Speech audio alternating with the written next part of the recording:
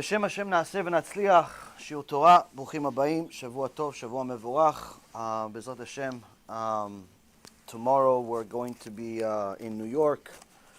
For anyone that's watching, if you are in New York, definitely come to the events. We have one event in 5 towns, and the other event is going to be in Queens. Baruch Hashem, both of them should be relatively big size events, lots of people. Good people to meet, good people to learn with, B'ezrat Hashem. So that's also the reason why tonight I'm not going to be able to stay after the lecture for any one-on-ones unless it's completely urgent. And usually when it's urgent, you should call 911. But other than that, if you really need to talk to me after, please tell me. But if it's just chit-chat, day-to-day stuff that can wait, please let's wait. I have a flight in I don't know, 6 hours from now, something like that, or 9 hours from now. So, aside from that, today's shiur, B'ezrat Hashem, will be for Ilui Nishmat Re'ula Yecheskel ben Esther, and also for Refuah Shlema for Rav Alon Yehuda ben Chana Miriam, and also for Hatzlacha Rabba for Shaul ben Farzane Rachel. Zot Hashem HaKadosh Baruch Hu will bring them the salvation that they need, whether it's a higher level in Gan Eden, a salvation in this world of having refuah shlema, refuat nefesh, refuat guf, also Hatzlacha Rabba in this world and all the things that they do. Also refuah shlema for the usual tzaddikim that need more and more refuah, for Rabbi Ephraim ben Shulamit, Rabbanit Sarah bat Anat, David ben Esriya, Doris bat Jora, Rabbanit Levana Bat Sarah, Esther Bat Tzipora, Dvora Bat Mercedes, and all of Am Yisrael B'ezrat Hashem will have refuah shlema, refuat nefesh, refuat guf. Oh, and also for Serach Bat Batya, also have refuah shlema, refuat nefesh, refuat guf. Now, so I thought, there's a couple of really interesting subjects to talk about. I asked you guys what you guys wanted, whether you wanted to talk about a shiur I've been preparing for some time now about business, really more of the kosher business versus non-kosher business, or PURIM. You guys chose PURIM, so that means I'll do both. But one of the amazing things that I like to see is when people take my business advice. And the reason why is because my business advice does not actually have anything to do with real business of making money. My real business advice has to do with saving neshamot. People ask me for business advice all the time. I try to run away from it for 2 reasons. Number one, I'm not really in the business world. But number 2, because I don't really want the headaches of if things work out or if things don't work out, and then people start calling me, telling me that it's my fault. Whether they succeeded, they blame me, it's my fault, as if it's not Hashem and it's me. Or if they fail, it's my fault, and if it's not Hashem. So I try not to deal with it, but sometimes I have to, because certain people use me for guidance, so I try to guide them the best that I can. But the most important business advice I tell people is the business of kiruv, of saving neshamot. Helping Am Yisrael get closer to HaKadosh Baruch Hu is the best business in the world, because that's the one business that's guaranteed to bring you rewards in this world. Anyone that does it sees the rewards in this life. Not necessarily right away. Sometimes they do. Sometimes it takes a little time. But nonetheless, I've never seen anyone that consistently did kiruv and did not have more blessing in their life. The problem with a lot of people that do kiruv randomly is that it's usually they never get to see the blessing. Because the Kadosh Baruch Hu doesn't want you to just be like a bank robber once a year. You do something and then you leave. He wants you to make kiruv one of the important priorities in your life. And sometimes when a person does it and he's successful or she's successful, the Yetzer Hara doesn't like it. Why? Because you're stealing his employees. So what does he do? He starts giving you different tests. Now if a person understands that the Yetzer Hara is testing you and trying to be the resistance, she continues to do kiruv, no matter what. But if the person falls under the pressure, where they don't like that all of a sudden they're getting more flat tires, all of a sudden More people are sending them mail that they don't really like. All of a sudden, there are different issues that they think they didn't have before. So they fold and they stop doing kiruv and in essence lose the blessing. And it's chaval, it's mamash, it's sad to see it, but it happens unfortunately. So when someone starts doing kiruv and they do it effectively, I'm very excited because I know that means that there's going to be more neshamot coming back to HaKadosh Baruch Hu. And there's nothing in the world that makes Hashem more happy than this, or happier than this.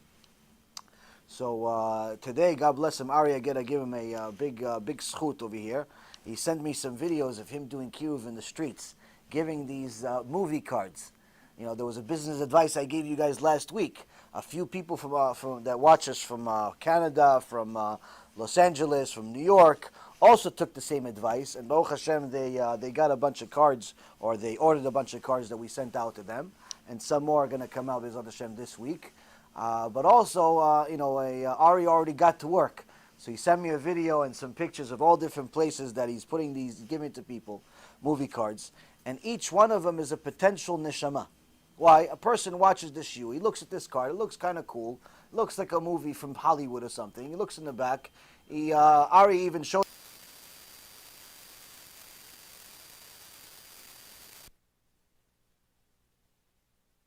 be impacted.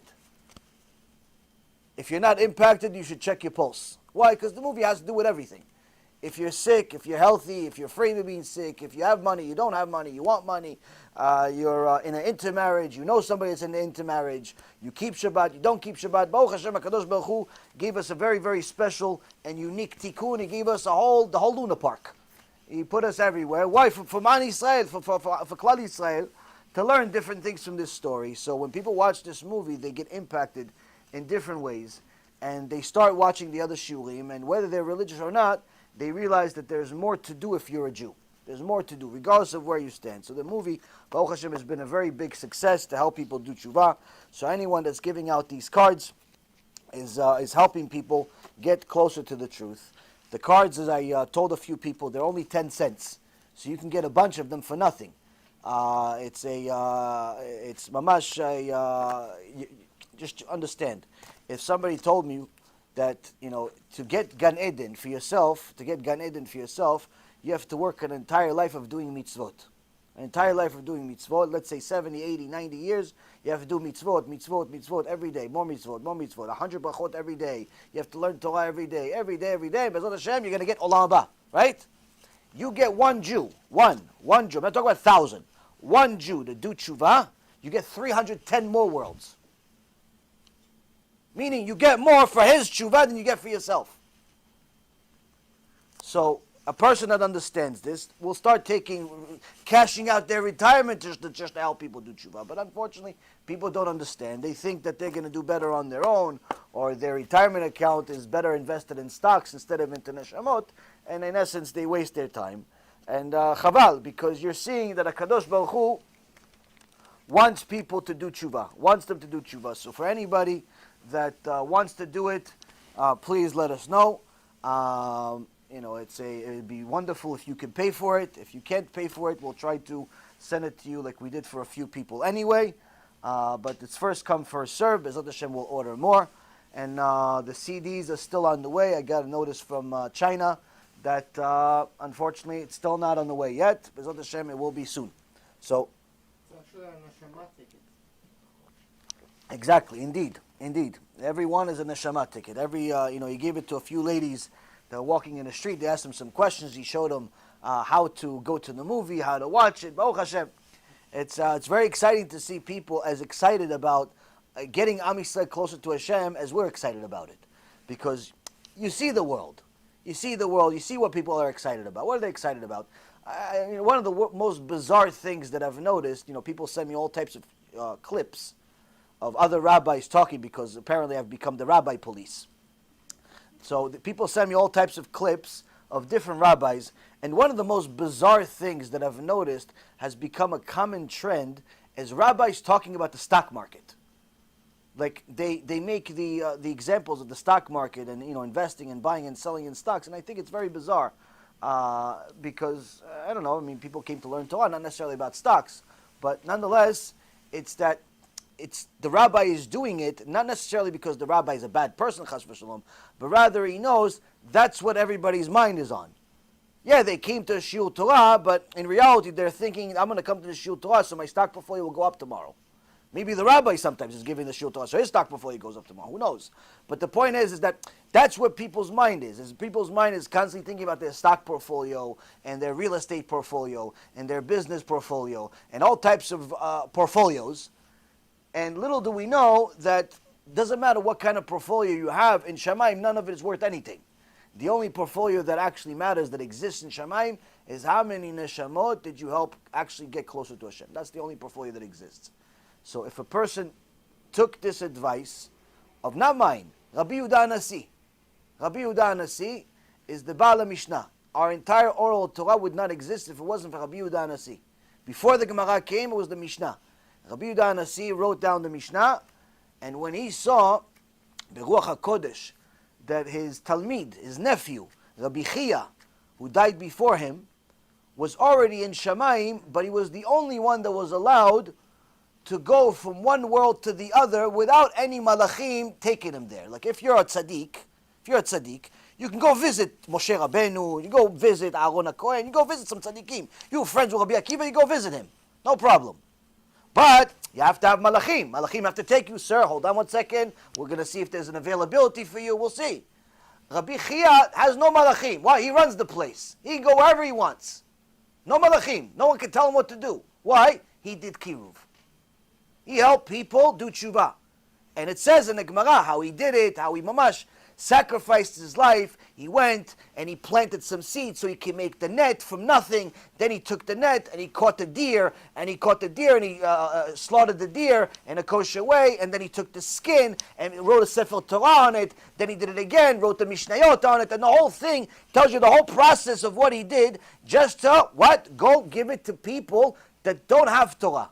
Don't have nothing. He's not going to give it to the kollel and the yeshivot that already exist. No, he's going to give it to people, the amcha, regular people, regular average Joes. One group, he gave them the chumash.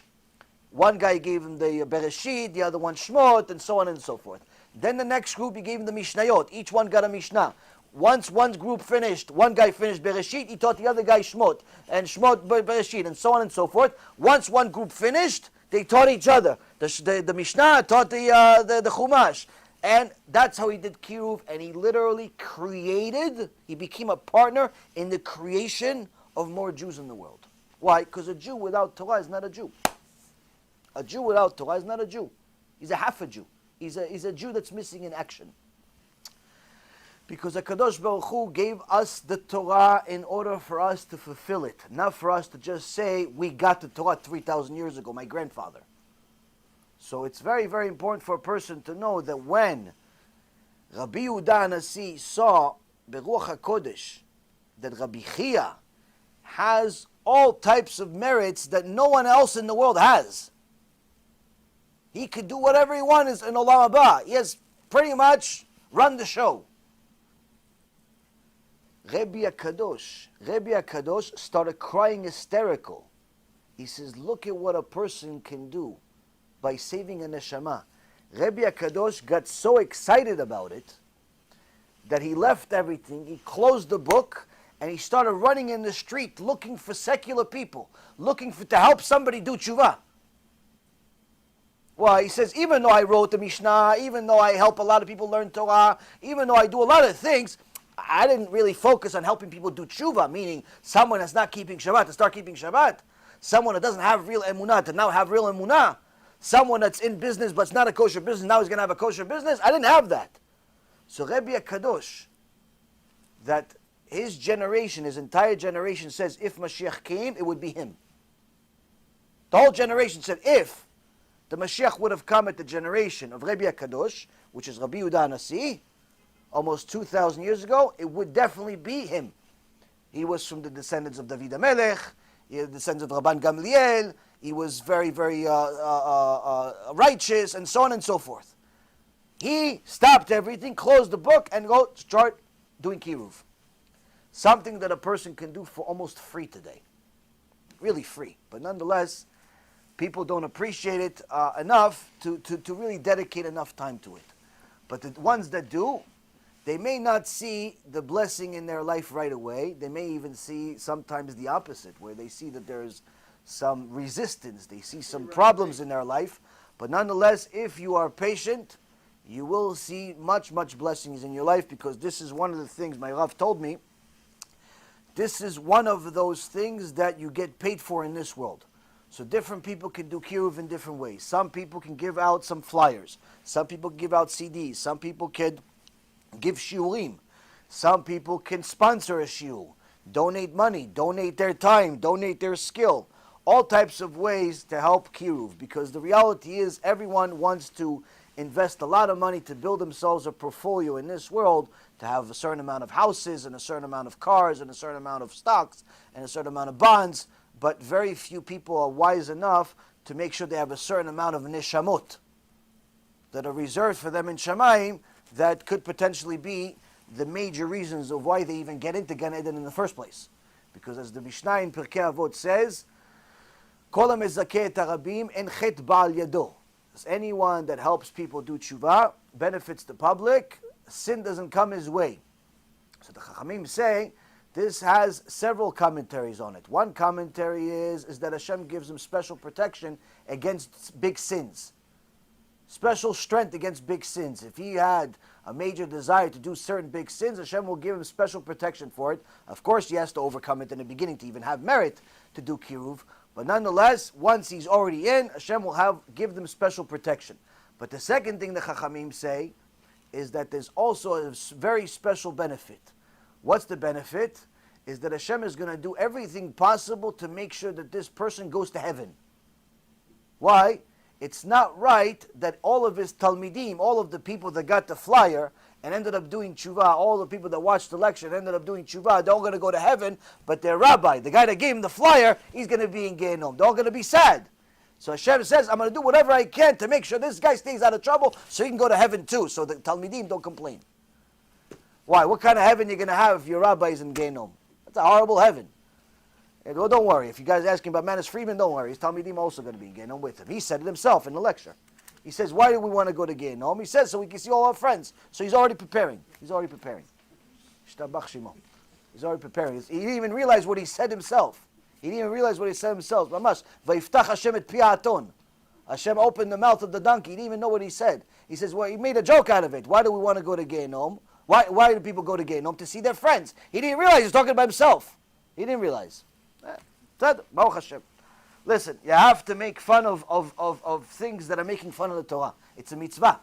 It's a mitzvah to do it. It's in the Torah. People ask me, how come you always make fun of Christianity or different people? I said, if they're wicked, it's a mitzvah to make fun of them. Mitzvah. Why? It's avodah zarah. These things are avodah zarah. Gemara Masechet Megillah says, Ezehu Yehudi, who is a Jew? Who is a Jew? Says Batya. Batya Bat Paro is a Jew. Mordechai is a Jew. Says, why it makes them a Jew? Says, because they make fun of avodah zarah. You make fun of avodah zarah, you're a Jew. That's a Jew. So now with that being said, we're going to learn a little bit about Purim. What is the significance of Purim? I mean, we've talked about the Megillah in the past. I'm not necessarily going to go over the entire Megillah yet. Maybe we'll do that another time. But there's a few things that I learned with Rav Ephraim, Baruch Hashem, that I think we can learn a lot from it and apply already to our life today. We don't have to wait for Purim. Now, many times you see that the Jewish people unite during problems. During problems, chas v'shalom, if there was a Holocaust, after the Holocaust, no one cared if you're Sephardi or Ashkenazi. No one asked you, Sephardi or Ashkenazi. No one asked you. Today, Baruch Hashem, people ask you 500 times. You go to the shul, if you're Sephardi, they're going to ask you why are you here. Like they did to me. They treat me like I'm half a terrorist, maybe full terrorist, not so sure. But I go sometimes to Ashkenazi shul, they ask me, why are you here? Why? Because I look like to them, sometimes I look like Osama bin Laden. But what? But sometimes Ashkenazi guy comes there and we're asking him, what's wrong? What happened? Why are you here? Why are you in the Sephardi shul? Why are you in the Sephardi shul? What, they shut down the Ashkenazi shul? You're spying? What's going on? This is sinat chinam. This is baseless hatred. It's complete nonsense. Now, unfortunately, it doesn't end with just the Ashkenazim and the Sfaradim. It's also with the black Jews. It's also with the Spanish Jews. It's also with the Yemenite Jews, with the Ethiopian Jews, with the converts, with the Baal Tshuvas. The Sinat Chinam is everywhere. Everywhere. I was talking to a couple of guys over the weekend and before it, a couple of black Jews that are having some trouble because of racism. And we'll discuss that and elaborate on that point. And I had really a nice chidush that's emet. That we'll discuss about it, but of how to address it properly. But nonetheless, racism nonetheless is alive and well. It's not going away. It's not going away anytime soon. Only solution is tshuva. But we'll go into the details of what that means. Now, after the Holocaust, though, there was no racism as far as the religious Jews. I'm not talking about the non-religious Jews. The Zionists still hated everybody that didn't look like them. They still tested all types of medicine on the Yemenite Jews because they didn't look like them and killed a bunch of them. They still did a bunch of things to the Sephardi Jews that Shem Yachem. We don't even want to get into because it'll just depress us. You look at this book, for example, called 51 Documents. 51 Documents, I mean, it's a little heavy read. I wouldn't recommend reading it in one reading because you'll probably go into a coma. But these are different letters that the Zionists, Imach Shimam Vezichram, wrote during, before, and after the Holocaust. And it's a horrific, horrific testimony. They wrote it themselves. It's not like somebody's writing about them. This is their letters. You see these stories, you just want to cry that these people are actually Jewish. And this is what they did. One of the famous stories, for example, is a story that, where is it here? It's, this is discussed in several different places. But there is a report of the Budapest Jewish Rescue Committee by Dr. Rezo Kastner that was discussing different things that happened or opportunities they had to save Jews. In his paper here, he also includes different things, his own comments, but over here he says that at some point, the SS captain Wisniewski, I think I'm destroying that name, but Bezat Hashem is destroying his neshama right now still, because he's a Nazi, Imach Shimo V'zichro. This captain Wisniewski declared that after the deportation of 55,000 Jews, he's willing to forego the deportation of the remaining 25,000 Jews. This was in Hungary. He's willing to do it for a payment of how much? 25,000 Jews. How much are you going to pay for 25,000 Jews? How much are you going to pay for 25,000 Jews right now? How much money have we spent on Holocaust centers? How much have we spent annually as a people on building memorials, on museums about the Holocaust? Hundreds and hundreds of millions of dollars are donated annually for the sake of remembering the 6 million that died. How much could you have saved? 25,000. 25,000. Forget, not the whole 6 million. 25,000. I'm just telling you the beginning. I'm not telling you the whole thing. We're going to get to 1 million in a second. How much could you have saved from this captain, Imach Shimo, this Nazi? He was willing to sell you 25,000 Jews. How much are you going to pay? $1 million. How much are you going to pay? More than $1 million. How much are you going to pay? Give me a price. There's no price. Give me a price. There's no price. What no price? You're not going to pay nothing? You're going to let them die? I want a price. How much is the price? How much are you going to pay? Hashem Yilachem, give me a price, throw a number. No price. They're all going to die because of you. Okay, no. Next. Your bar mitzvah money. How much is that? $1,000. That's all you're going to pay for 55,000 Jews? For 25,000 Jews? No, if you had more money, all the money in the world, forget about money. You guys cannot imagine. You guys would never have children? Shem Yachem. Okay, ladies in the back, you guys are retarded. No, ladies in the back. How much are you going to pay in the back? If I could save 25,000 Jews. How much can you pay? Give me a price. How much do you think the Nazi wants? Whatever they want. Whatever you want. Okay, the one guy is normal. No, and the rest of you guys. How about this? You take his soul. $50,000. $2 a body. A live one. $2 for a Jew. $2. That's all he wanted. $2 to save a neshama. Guess what?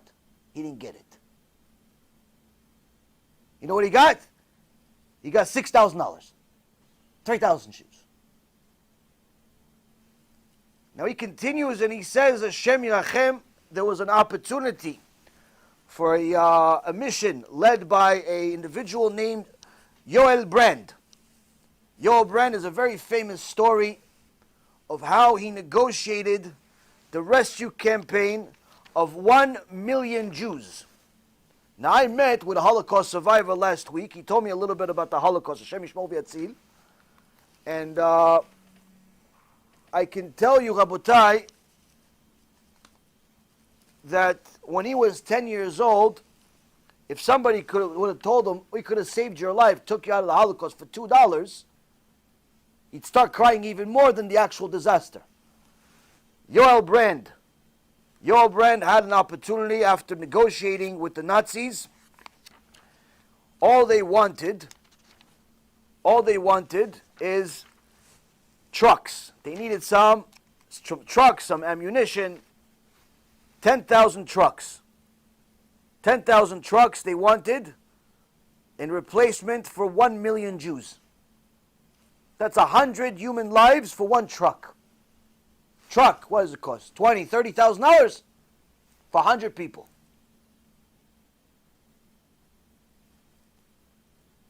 The deal was almost done. But when the Zionists, Imach Shimam v'Zichram, found out these types of Jews, it's not the kind of Jews we want. Why? First of all, we want them to look like us. Second of all, they're already damaged, they're injured, deformed, traumatized. And last but not least, if that's not enough, one of them writes in this letter, you're going to see a few letters like this, and if you actually get this book and cry, says, we really need more people to die. Why? That's going to get more mercy from the rest of the world so we can get Eretz Yisrael.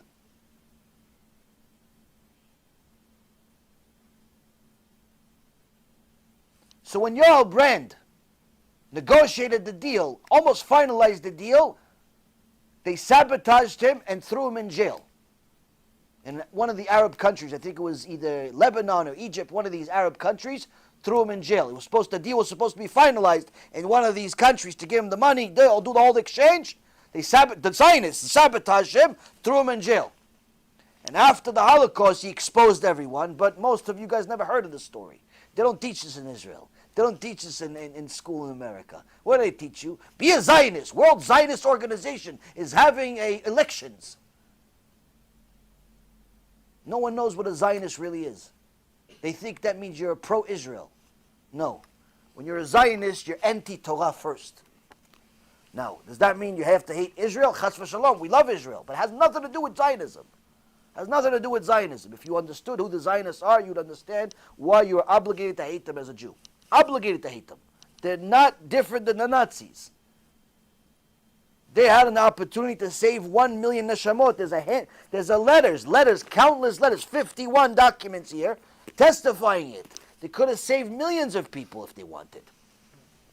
But they didn't. Why? Didn't serve their interest. Could have bought a Jew for $2. Rabotai Yekarim, why did I tell you this? Why are we starting off like this? Few reasons. Number one, after the Holocaust, and everyone understood the magnitude of the disaster that happened to us, religious Jews didn't care whether you're Ashkenazi Sfaradi. The nation as a whole didn't care. The Holocaust survivors themselves didn't care if you're Sfaradi or Ashkenazi. They didn't care. Why? You survived. You're just like me. We're the same. In the Holocaust, they didn't ask you if you're Sfaradi Ashkenazi. Because our fight was a fight against Amalek. Our fight united us. Our survival united us. And that's actually one of the things that is supposed to be the mitzvot of Purim. In Purim, one of the mitzvot you're supposed to do is read Parashat Zachor. Parashat Zachor is not an actual parasha in the Torah, but rather it's the last section of Parashat Ki Titzeh. This section of the parasha is just a couple of sentences that you're supposed to say. It's an obligation for all Jews to say this at that time, which is a reminder of Amalek. Who is Amalek? Amalek is Haman. Amalek is Hitler. Amalek is the Zionists. Amalek is anyone that's been fighting against Hashem, against the Torah. Jew or non-Jew. Doesn't make a difference what his mother is. That's Amalek. And Parashat Zachor says, Zachor et asher asa lecha Amalek, בדרך בצאתכם ממצרים. אשר קרחה בדרך ויזנב בך כל הנחשלים אחריך ואתה עייף ויגע ולא ירא אלוהים. והיה בהניח אדוני אלוהיך לך מכל אויביך מסביב בארץ אשר אדוני אלוהיך נותן לך נחלה לרשתה תמחה את זכר עמלק מתחת השמיים לא תשכח. So Hashem says to us twice to remember.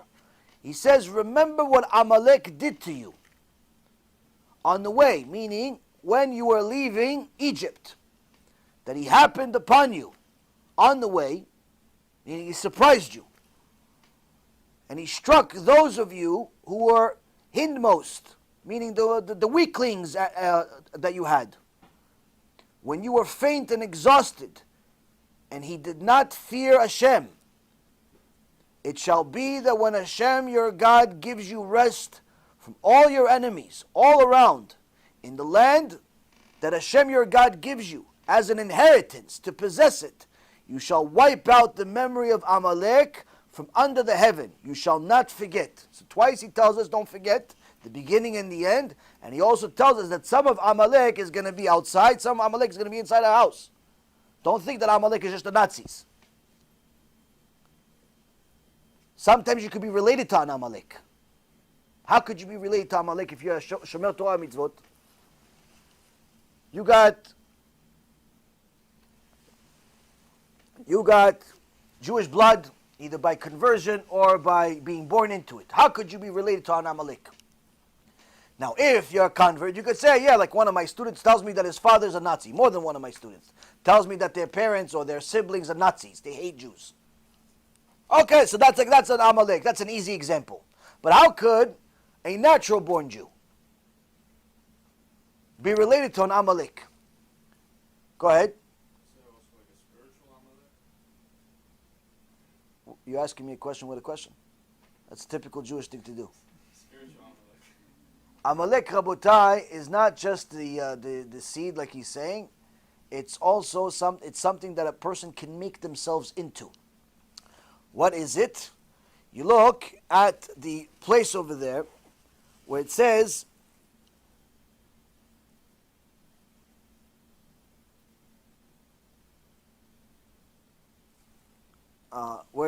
that remember Amalek, what Amalek did to you, and that he happened upon you. Asher karcha baderech.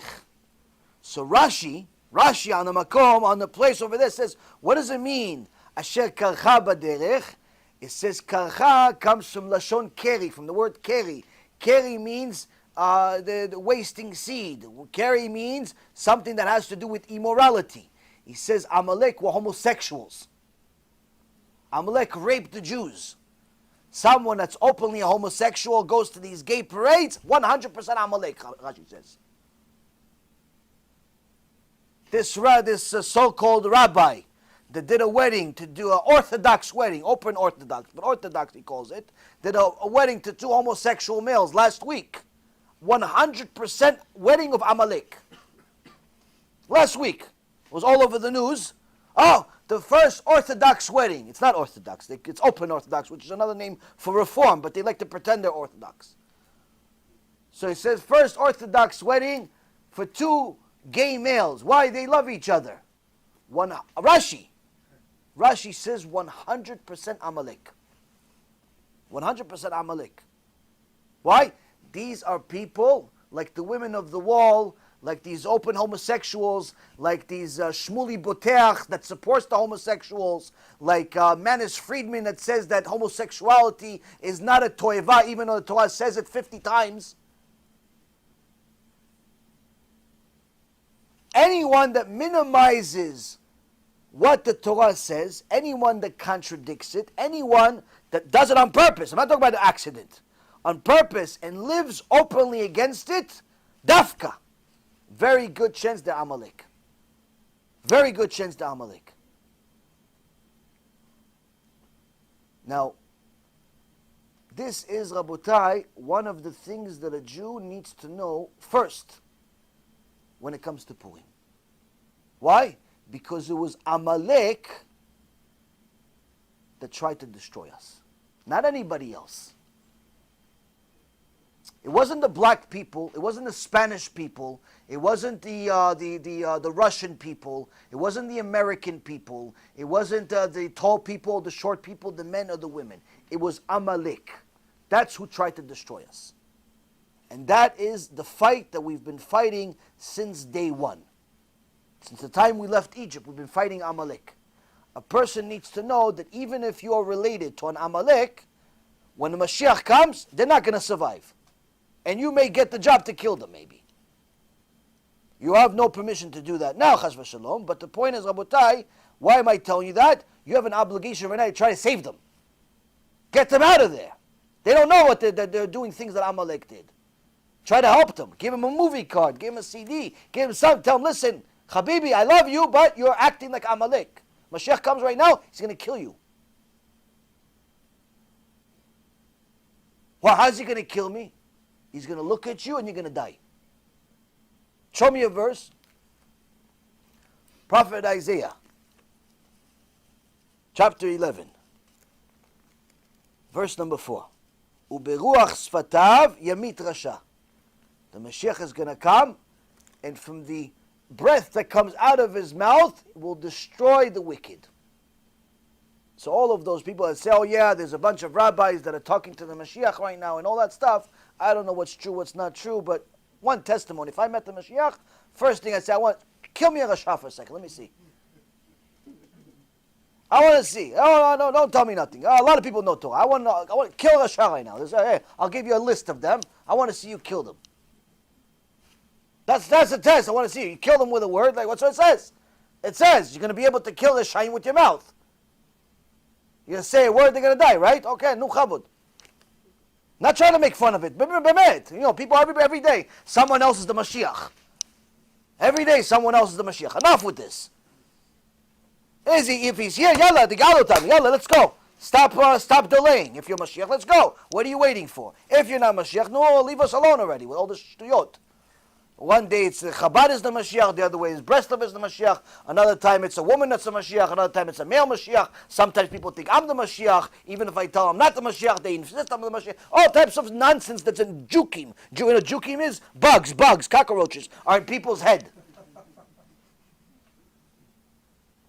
I promise you, if I was Mashiach, I'd tell you right now, I'd start killing people left and right just by words. I talk a lot. People will just simply die just by me talking. They say, the Midrash says that Kadosh Baruch Hu gave, out of the 10 levels of speaking, 9 of them he gave to women. 9 of them he gave to women. My wife says, I think maybe you got a little of that. I think you got a little of that, honey. I don't know, you're not a woman, but I think you got a little bit of I think you stole a little bit from some of the women don't want to talk much, they give it to you. Baruch Hashem. But at least we talk about good things. The point is, Rabotai, if you have a relative that's acting like Amalek, don't just sit there quietly. Try to help them. Why? Because you still have a chance. You still have a chance to help them right now. If they're acting out their sins openly, they're going against the Torah openly, please do them a favor. Help them get out of this tum'ah. Because if the Mashiach does arrive tomorrow or the next day or a year from now or 10 years from now, whenever it is, there's not going to be another chance. Why? Because we have verses in the Torah that says we have to destroy Amalek. Even if Amalek is in our house.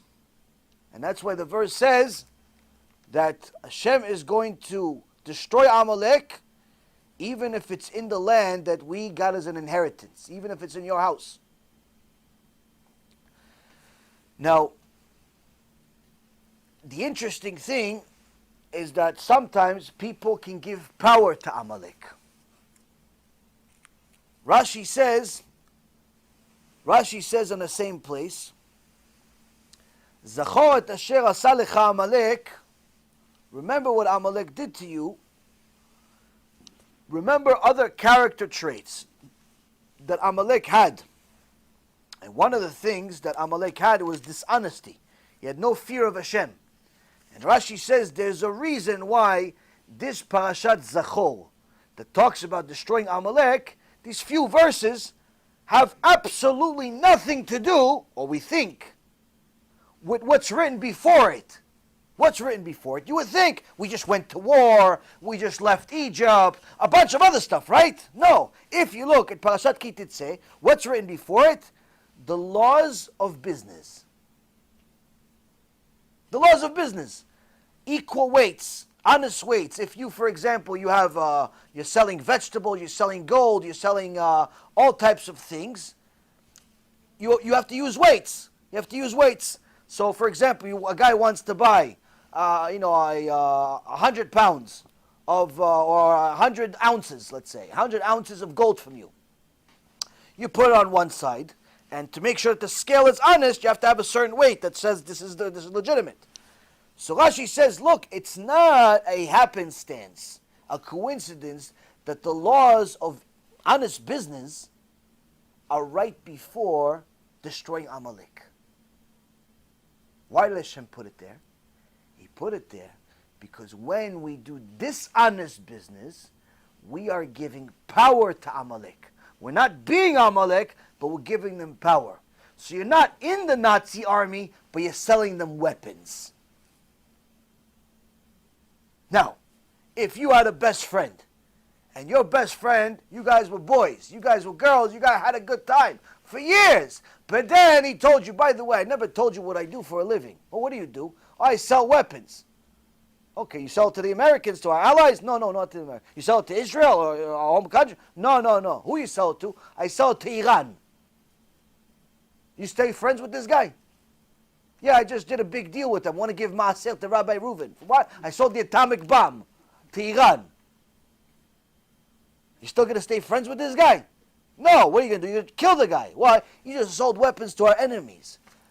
If you have a friend or a relative that you know for sure is doing dishonest business, like for example, this cash advance business we've talked about a couple of times, or any other business, you know for sure they're doing dishonest business, show them this. Why? They should know they are giving power to Amalek. Because what do the anti-Semites use as an excuse for their hatred? They don't really have a legitimate reason to hate Jews. What do they use as the excuse? Business. Either because the Jews control a lot of money or have a lot of power, or worse yet, Jews are dishonest. Before Nazi Germany, I told you guys this in the past, one of the excuses the Nazis used is because the Jews lent a lot of money to the Nazis, to the Germans, and other Europeans, with very high interest to the point where they destroyed the economy. Now this unfortunately wasn't the first time. It also happened in England in the 1100s, almost 900 years ago. The Jews were in control of a lot of money. They were lending money to the people. But they were able to conduct business because the king, or the mayor actually I should say, gave them the freedom to do whatever they wanted. But one time, the mayor went away. And it's a very famous story. When he went away, the people, the non-Jewish people revolted, started killing Jews in the streets. I think it was 1186 was the year. Very famous massacre of Jews. Why? They destroyed businesses because of the usury, the high interest business and unethical business. If you have a friend that's a Jew, or a non-Jew, but nonetheless, especially if it's a Jew, that's taking advantage of people by either lending them money with high interest that's unfair or is unethical in anything that they're doing, you have to tell them, you are a partner to the crime of Amalek. How so? Every time you do a dishonest deal, that gives power to Amalek. That gives power to Amalek, Rabotai. Now, some people are going to say, your rabbi's a fanatic. I'm just doing business here. It's legal according to America. It's legal according to Israel. It's legal according to whatever country you're in. So if the country says it's legal, it must be okay. Just because something is legal doesn't mean it's right. There are many things that are legal, but we all know are wrong. For example, if I give you guys a cute little baby, cute, mamash, like one of those cute ones, not the ones that look good, like a cute one, a really, really cute one, and I told you, listen, how about this? I'm going to pay you $3,000, $4,000. You know what? I like you. $5,000. $5,000. Take this baby and just chop his head off. How many of you guys take the job? How about this? I'll pay you $8,000. $8,000. Chop his head off, but right after you chop the legs off first. No, don't take his yet. Okay, how about this? We'll make a big deal. I'll make you a partner. I'll give you the baby. You chop off the head, the arms, the legs, the stomach, and then we're going to sell it to different types of stem cell companies for $100,000, $150,000. How about that? You're in business with me or no? Well, guess what? That's what they do at Planned Parenthood. The abortion clinic. The abortion clinic cuts up the babies, whether it's 3-month pregnancy or 8-month pregnancy. They take the baby, they chop it up into little pieces. Usually they start off with the legs, meaning that the baby's suffering the whole time. He's alive and well. And then if that's not enough, they go and sell the body. Now, how come you guys are disgusted, and yet there's almost 1 million abortions in America every year? How come? How come the government funds this? The government funds this. Hundreds of millions of dollars are given by the U.S. government, but the same thing happens in Israel. Don't think it's just America. Government funded abortions. How come it happens all over the world almost? Almost every country is it's legal for them to have abortions.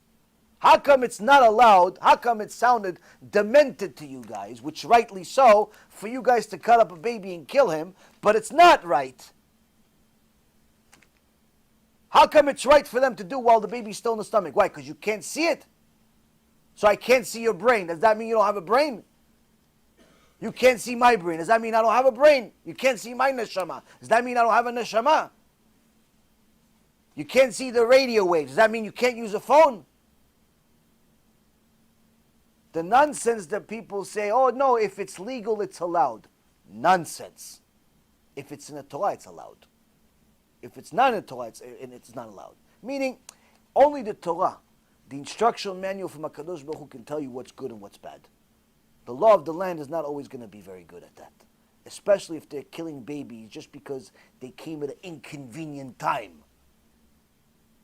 You knew how to play mommy and daddy for one day. But you didn't want to do the rest for the rest of your life. It was inconvenient, so you wanted to perform murder. Rabotai Yekarim, just because something is legal in the land does not mean it's right. Don't fool yourself. Just because cash advance, this rotten, horrible business that's destroying the American economy and other economies, is legal doesn't mean that our brothers and sisters and even fellow non-Jews are allowed to do it. Same thing with other businesses that are unethical. Now, anyone's going to tell you, listen, your rabbi's fanatic, he's just crazy. Okay. Why did we have a miracle of Purim? Why did we have a miracle? We had Purim. Everyone knows the whole basic story, 1-minute synopsis of the whole story.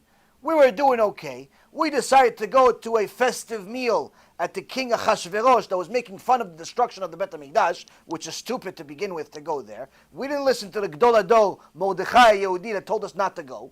We went to the festive meal because we figured maybe we'll do some business there with the king. He's got a lot of money after all. Maybe he'll buy some stuff from us. So went to the festive meal. Hashem didn't like it so much. So he gave the power to Haman, the Amalek, to put a decree that in one day he's going to kill all the Jews in the world. One day. Not like Hitler over a period of years, one day. And Hashem miraculously accepted our tshuva after we fasted for 3 days and said, I'm sorry 1,000,000 times to Hashem that we did something that was against him, and miraculously turned Amalek, instead of being the perpetrator, into the one that we destroyed, Baruch Hashem. The tree that was supposed to use to hang Mordechai Yehudi, the biggest rabbi in the world, was used to hang Haman himself and his kids. Miracle. Now, this whole miracle, where did it happen? Did it happen because of the Reformed Jews? For sure it didn't. Why? If there was Reformed Jews, they'd be on Haman's side. If there was Reformed Jews, they would be with Haman. Tell them, listen, let's go pray at the wall, all the girls. Let's do homosexual parties. Let's do, let's hang out and do all types of filthy things like Amalek does. So Reformed Jews definitely didn't do it. Was it secular Jews? Was it secular Jews that brought us the miracle? It was secular Jews that didn't exactly do so much, that Hashem didn't like so much. That was part of the reason of why the whole thing happened in the first place. Was it like the half-religious Jews? The religious, he's religious on Shabbat. Like he goes to shul on Shabbat. But if you tell him Musar, he says, no, Rabbi, Musar is not for me. Rebuke is not for me. Was it for him? No, he's the one that got us into trouble in the first place. Why? He went to the business meeting at Achashverosh's house. Why did we get the miracle? We got the miracle because of some fanatic Jew called Mordechai. The fanatic Jew, Mordechai, is the reason why we got the miracle. The fanatic Jew, Esther, is why we got the miracle. The ones that were fighting for the emet from the beginning when everybody else was making fun of them. You're fanatic. Take it easy. It's a different generation now. The whole holiday of Purim only exists because of the fanatic, but better said, the passionate Jews that fought for Hashem when it wasn't popular, when it wasn't well accepted by other fellow Jews, that were too enamored by business and the chukot hagoyim, the acts and laws of the non-Jews. So much so that we forgot about Judaism. Now, the truth is, Rabotai, that unfortunately right now, we have a situation where many of the Amaleks are being provoked in different ways by Jews. Part of it is because we're making that same mistake that we made a couple of thousand years ago, at the time of Purim, where we think that because we are called the chosen people by God Himself, therefore we can do whatever we want to anyone that's not part of the chosen. We could take advantage of them, we could fool them, we could cheat them, lie to them. There is no mistake greater than this. Eliyahu Navi, Zachur Letov, says in Tana Deve Eliyahu Rabbah, in the 9th parasha, and he says, with heaven and earth as my witnesses, I testify that whether it's a Jew or a Goy, man or a woman, male or a female, everything is judged based on their actions. And that's how the Ruach HaKodesh can be upon a person. Meaning that anyone, Jew or Gentile, can actually get Ruach HaKodesh if they act in holiness. But holiness based on the definition of God, the God of Israel, not holiness based on Yoshke or Buddha or some other Pikachu. We're talking about holiness based on HaKadosh Baruch Hu Himself. He says whether you're a Jew or a Gentile, male or female, if you're a servant or you're a master, don't make a difference. If you're a holy person, you could even acquire Ruach HaKodesh. Meaning, Rabotai Karim, that when it comes to Hashem, He's not looking at you in an unfavorable way just because you weren't born a Jew, or you were born a Jew, by default you're favorable. He's looking at you based on your actions. He's not looking at your color. He's not looking, oh, he's black, so I'm going to give him some favoritism. No, he's white, I'm going to give him some favoritism. No, he's tall, I'm going to give him some favoritism. Nobody gets favoritism. HaKadosh Baruch Hu doesn't care what color you are. HaKadosh Baruch Hu doesn't care what gender you are. HaKadosh Baruch Hu doesn't care how tall or short you are, how rich or poor you are. He doesn't care about those things. He cares about your actions. If your actions are holy, you become holy. If your actions are not, the contrary. Now, when a person understands that anyone can acquire Ruach HaKodesh, which is virtually the highest level of spirituality a person can get to in this world other than prophecy itself, automatically he starts treating the world around him differently. And he starts taking the halacha into consideration of how to do business with non-Jews. Because we're surrounded by them. There's almost 8 billion of them in comparison to 15, 20 million of Jews. So nonetheless, you're going to end up dealing with non-Jews, which is not a problem as long as you're not a problem. Now, the Yam Shel Shlomo, which is Rabbi Shlomo ben Yechiel Luria, about 500 years ago, he was one of the Gdolei Ador in a generation where there are some extraordinary stories about him, where there was one time a Avrech who married a woman and swore to her that since she is his first love, he's always going to be with her. But as Hashem would have it, one day this woman became very sick, his wife became very sick, and she made him promise to her and make a neder that he won't remarry. He won't marry anyone else after she dies. And the husband foolishly said yes. But of course he didn't understand what he's getting himself into. Now, she died, and he found himself as a single father with 3 kids, having a very, very big difficulty doing it himself. And he came to the Gdol Ador, Rabbi Shlomo Luria, and asked him if he could get an heter. If he can get an heter, a leniency from the Gdol Ador, to nullify this neder. Rabbi Shlomo Luria said, your neder is void. I don't even need to nullify it. It's void. It's not a valid neder.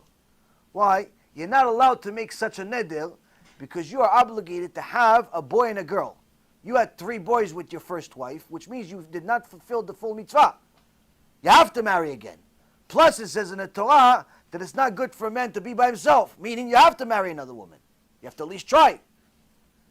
So the neder that you made, the swear that you made, the vow that you made to your wife that passed away is not a valid neder. You can go ahead and remarry. Now this Avrech found a woman, and after a short period of time, they decided they're going to get married. On the day of their wedding,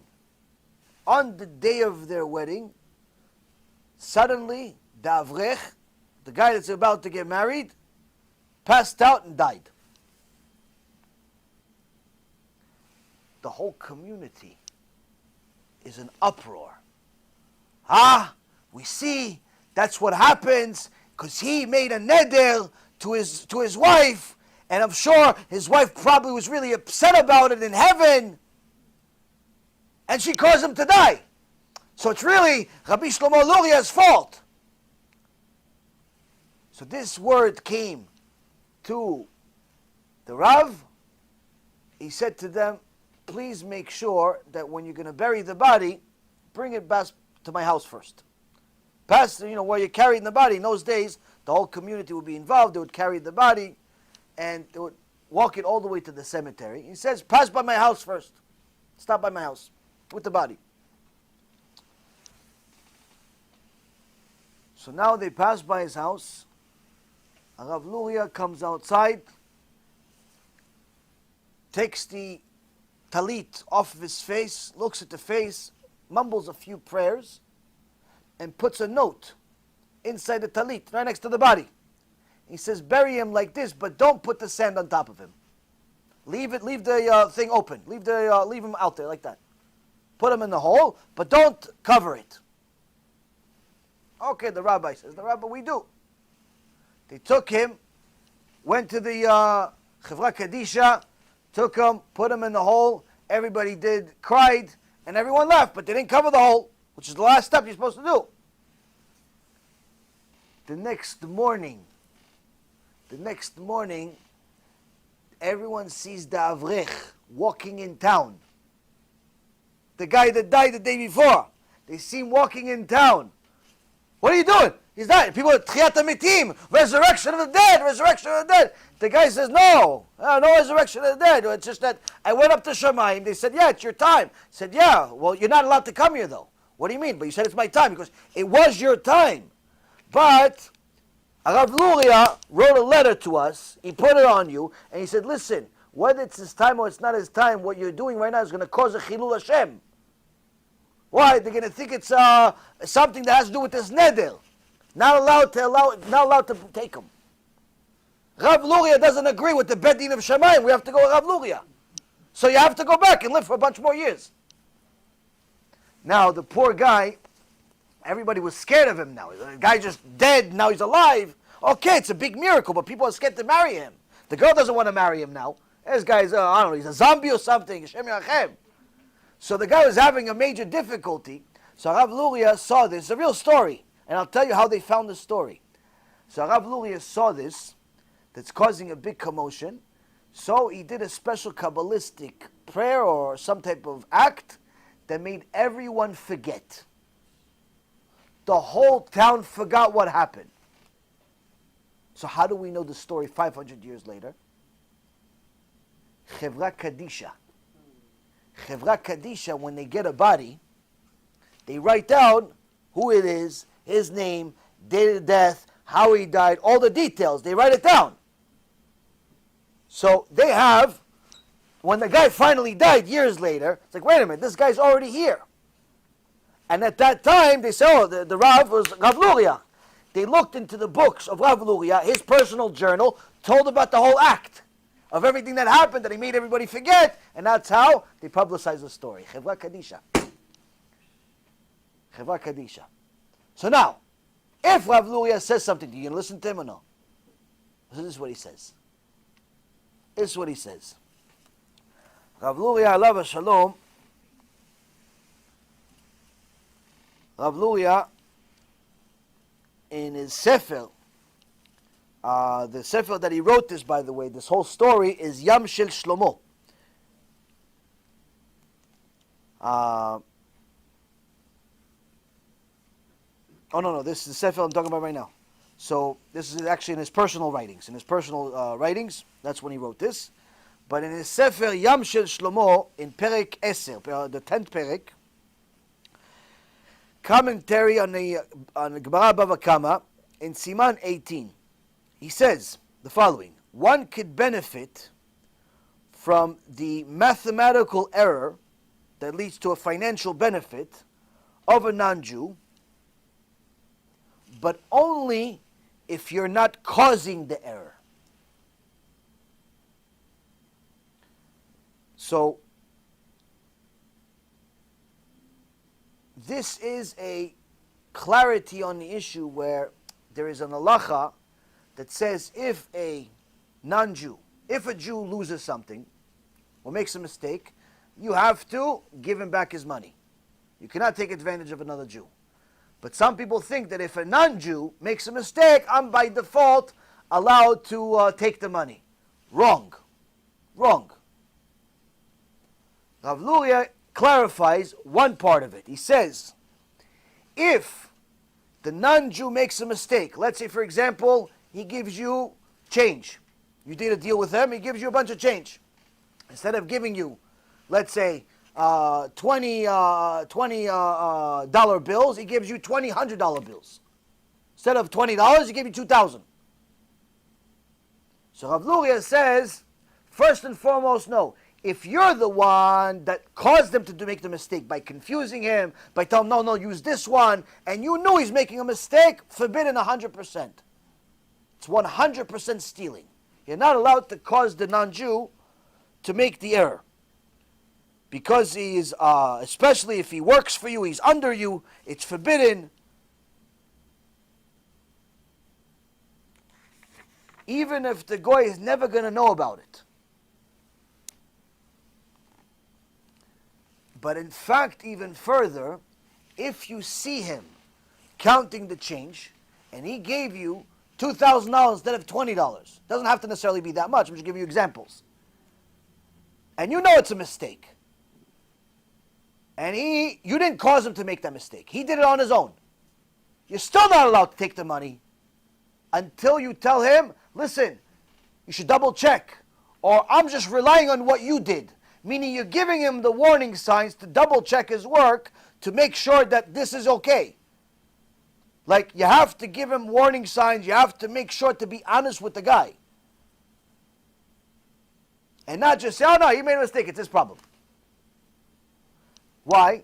Because if the non-Jew makes a mistake and the Jew takes advantage of it, it not only looks bad for business, it now also looks bad for Judaism, even if you're not a religious Jew.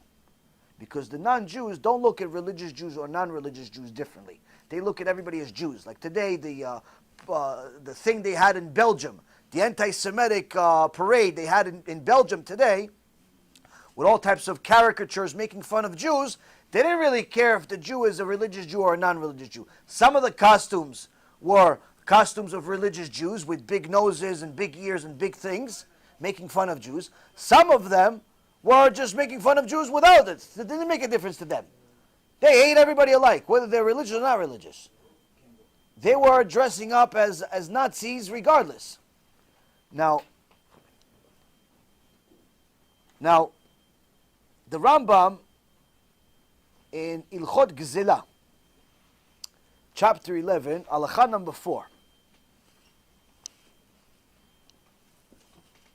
says that a mistake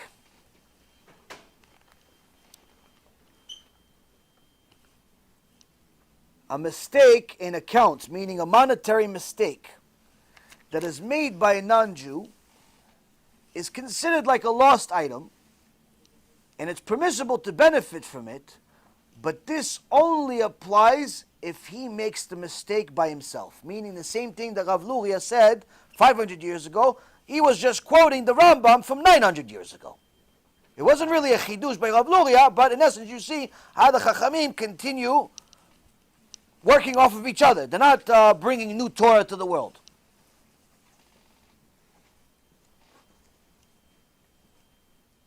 Now it's forbidden to cause a Gentile to make a mistake. Further he elaborates, he says that a Gentile's error means that you have to tell him, I'm relying on your account, the Rambam says. And if he still doesn't correct himself, then you could take it. Because then this guy's insisting on just losing money. But if you correct him, and he still insists, no, just take it. Then this guy is either, something's wrong with him. This guy just wants to give you a gift. But if you tell him over and over again, he still insists, now you have a serious issue. So what does this have to do with cash advance?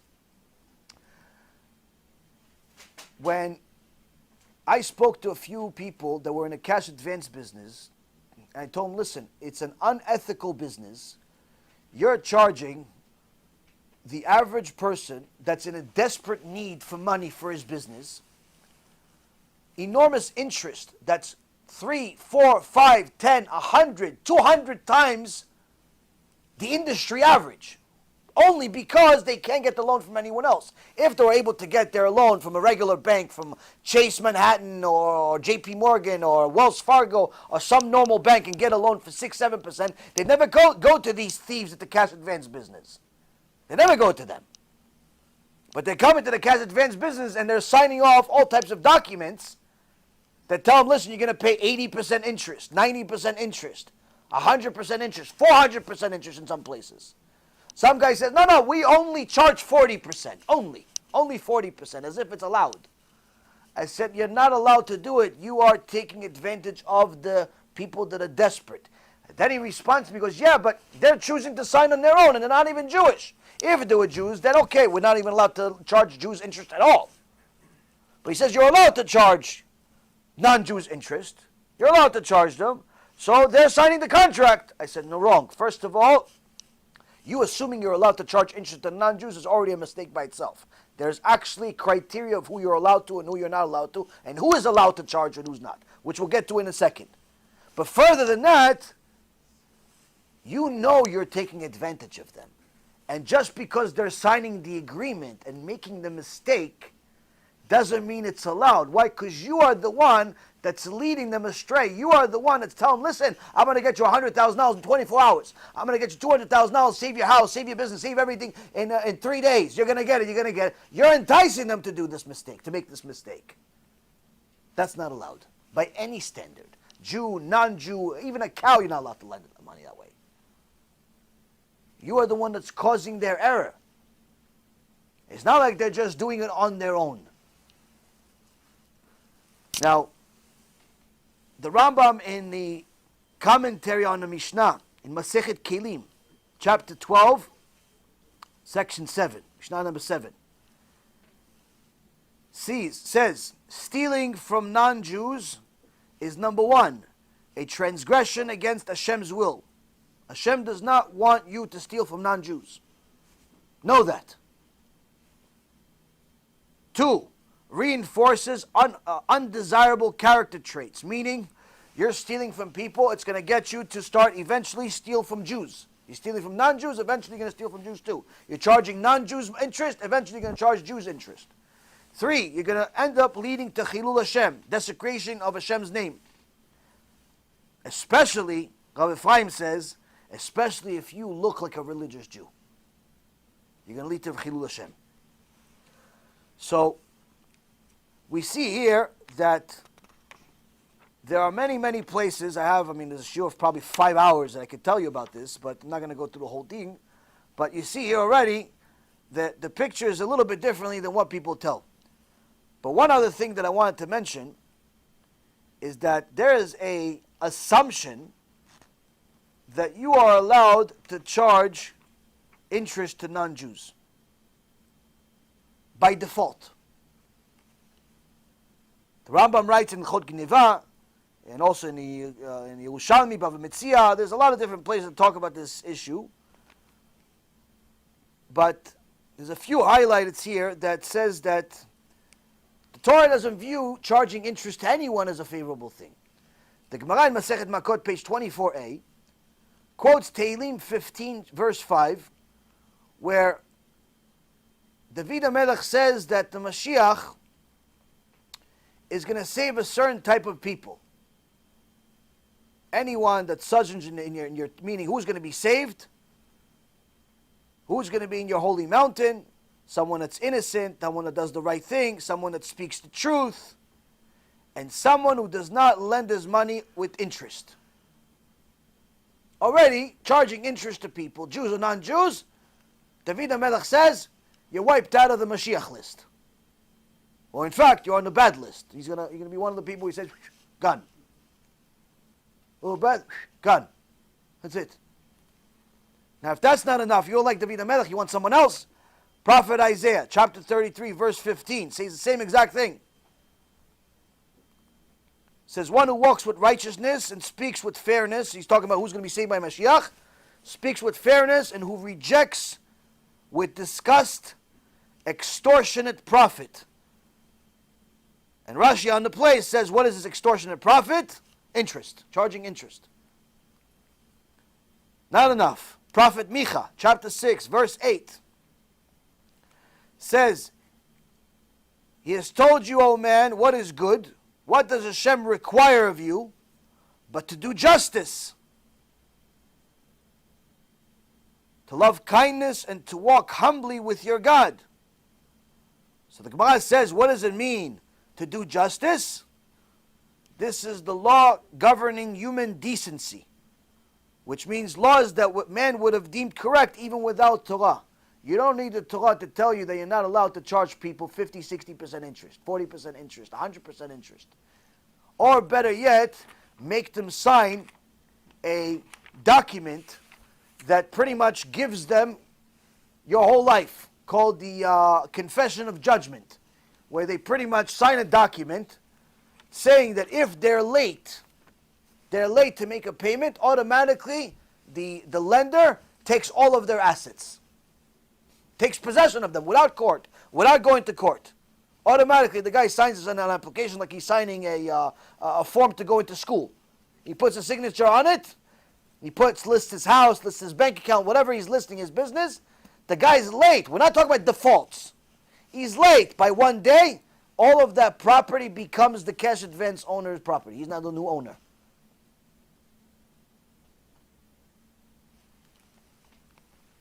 You don't need the Torah to tell you that's not decency. Shlomo HaMelech, Proverbs 28, verse 8, says, one who increases his wealth by neshech or ribit is collecting it for the person who favors the poor. And Rashi says, what does it mean, someone who charges interest collecting it for the person who favors the poor? It says, all the money that you made from that cash advance business, from charging people interest, all of that money God's going to take from you, and He's going to give it to somebody who likes to feed poor people and to help people. He's going to give all the money you're making, all you're doing is you're going to make money. Hashem's going to take all of it from you. You're going to be broke. And He's going to give it to somebody that helps people. Don't think for a second you're going to enjoy this money. Oh, but I'm enjoying it now. Okay, don't worry. Hashem is patient. Hashem is patient. He built Haman all the way to the top before he collapsed to nothing. Same thing with everybody else that he goes against. Now, who are we allowed to charge interest? Because according to Shlomo HaMelech, according to the prophet Micha, according to Isaiah, according to David HaMelech, according to pretty much the entire Torah here, interest already we're seeing it's not exactly viewed as a positive thing, whether it's a Jew or non-Jew. So what does the Gemara actually say is allowed? Gemara, Bava Metzia, page 70b, teaches what is ill-gotten gains. What are gains that are viewed in Shamayim as unkosher profit? Gemara explains this is to teach that even interest taken from an idolater is destined to the same negative fate, and therefore the court of King Shlomo instituted a rabbinical prohibition to charge Gentiles interest. Meaning, we're not talking about just non-Jews, we're talking about even Reshaim among the non-Jews. Even if it's an idol worshiper, Shlomo HaMelech says you're not even allowed to charge them interest. Why? It's not a good way to make money. It's not a kosher way to make money. So wait a minute, but all of these people, all of these places, banks, and other types of lending companies, they're charging interest, and they have some rabbi telling them it's allowed. So where did this permission come from? This is where it came from, I'll show you. So why is it permitted? So Rabbi Chia, the same Rabbi Chia that was the nephew of Rabbi HaKadosh that I mentioned to you, Rabbi Chia bar Ravuna says it's only permitted out of necessity, where the Jew takes only as much interest as necessary for his livelihood, and only if he's a Talmid Chacham. What's necessity? He's a scholar. He learns Torah all day. He can't go doing business. Can't go doing business all day, trading this, that. So, but he needs to make a living. So he has some money. His father gave him some money. His mother gave him some money. His father-in-law, somebody gave him some money. But he needs to make a living. Okay, you lend that money, charge a little bit of interest, just enough for you to survive. Not to charge a lot more.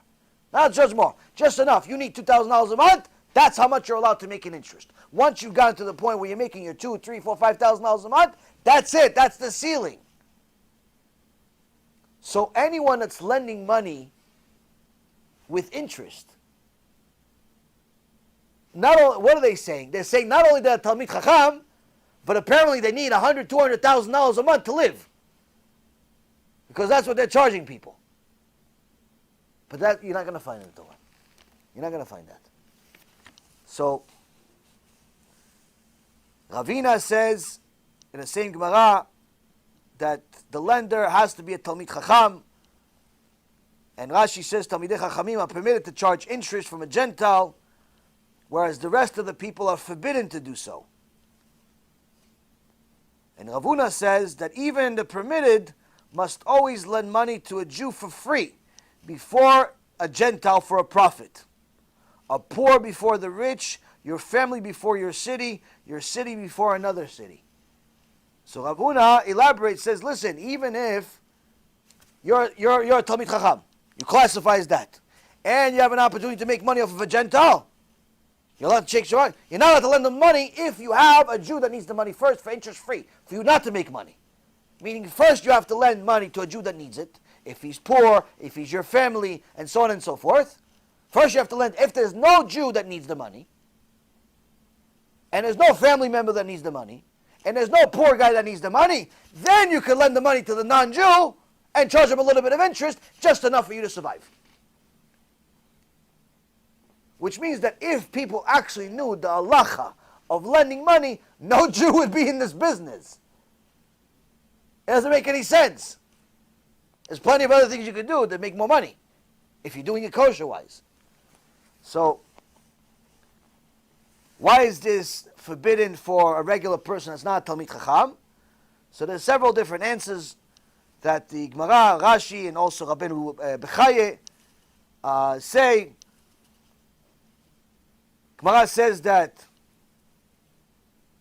if a person lends, that doesn't know a lot of Torah, lends money to non-Jews, then that means he's going to associate with them on a regular basis, because all of his customers are going to be non-Jews. He's not going to have any Jewish customers. He's not making money off of them.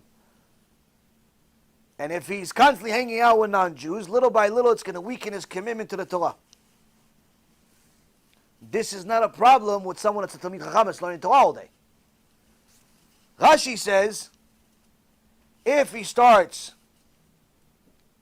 lending non-Jews money and charging them interest, eventually he's going to get to the habit of charging interest, and eventually he's going to charge interest to Jewish people also.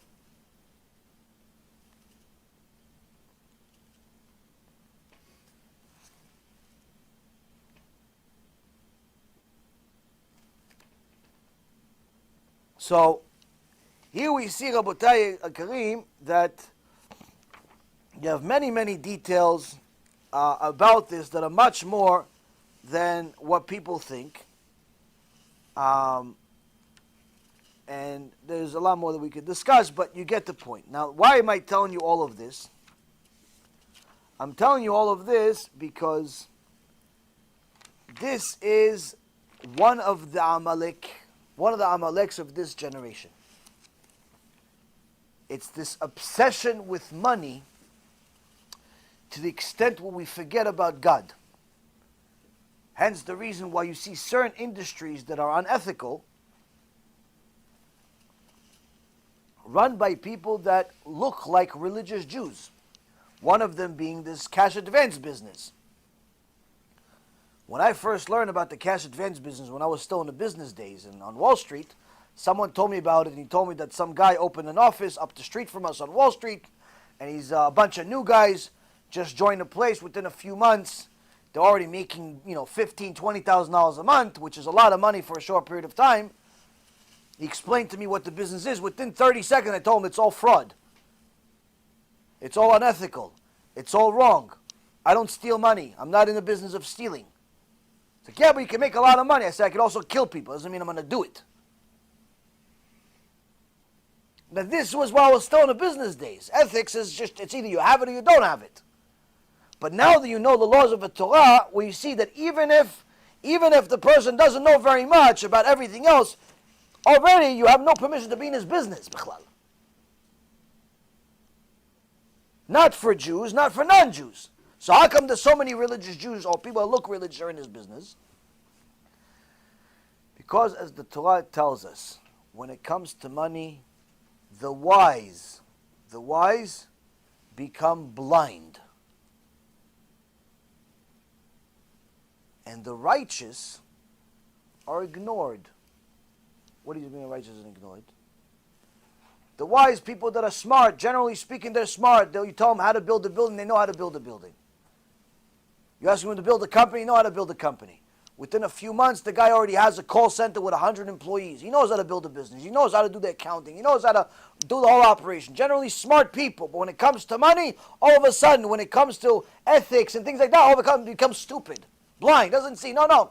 Yeah, I know it's not exactly the most ethical, but the rabbi says it's okay. Yeah, but you know inside you it's not okay.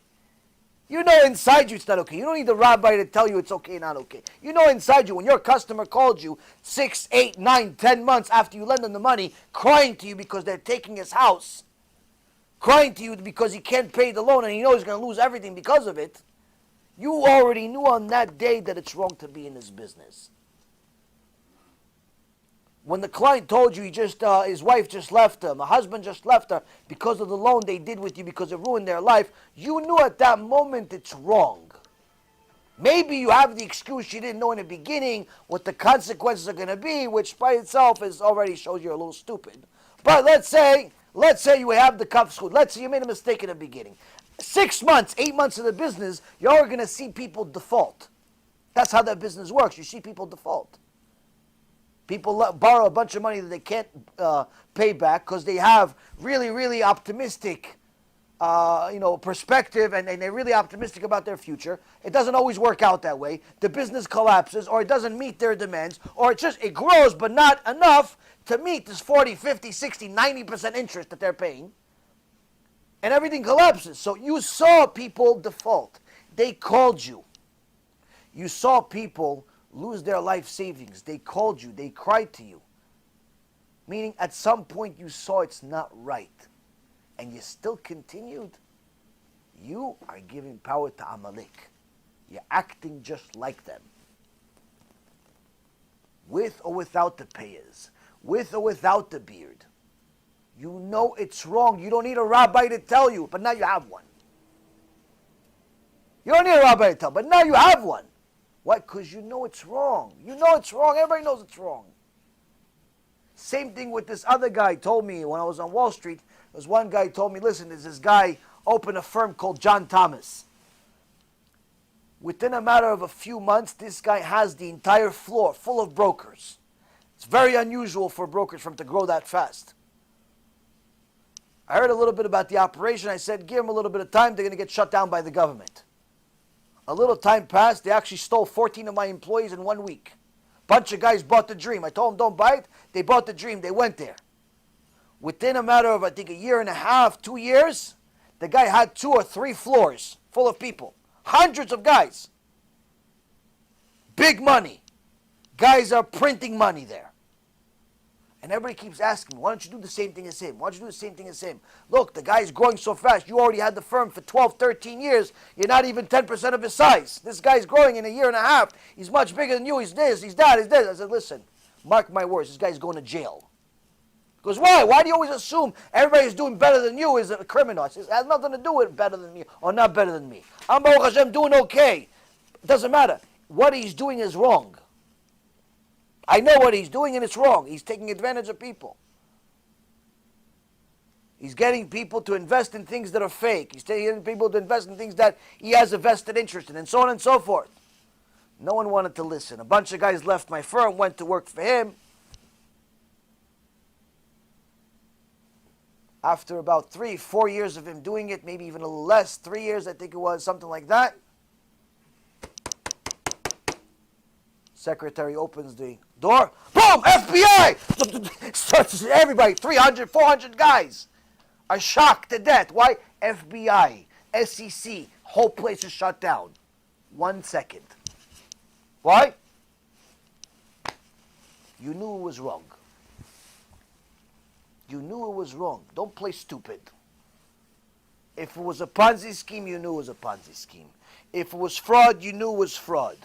If it was unethical, you knew it was unethical. Stop playing the victim. Oh, I didn't know. You can't go to Shamayim and say, I didn't know. Why? HaKadosh Baruch Hu knows what's in your head.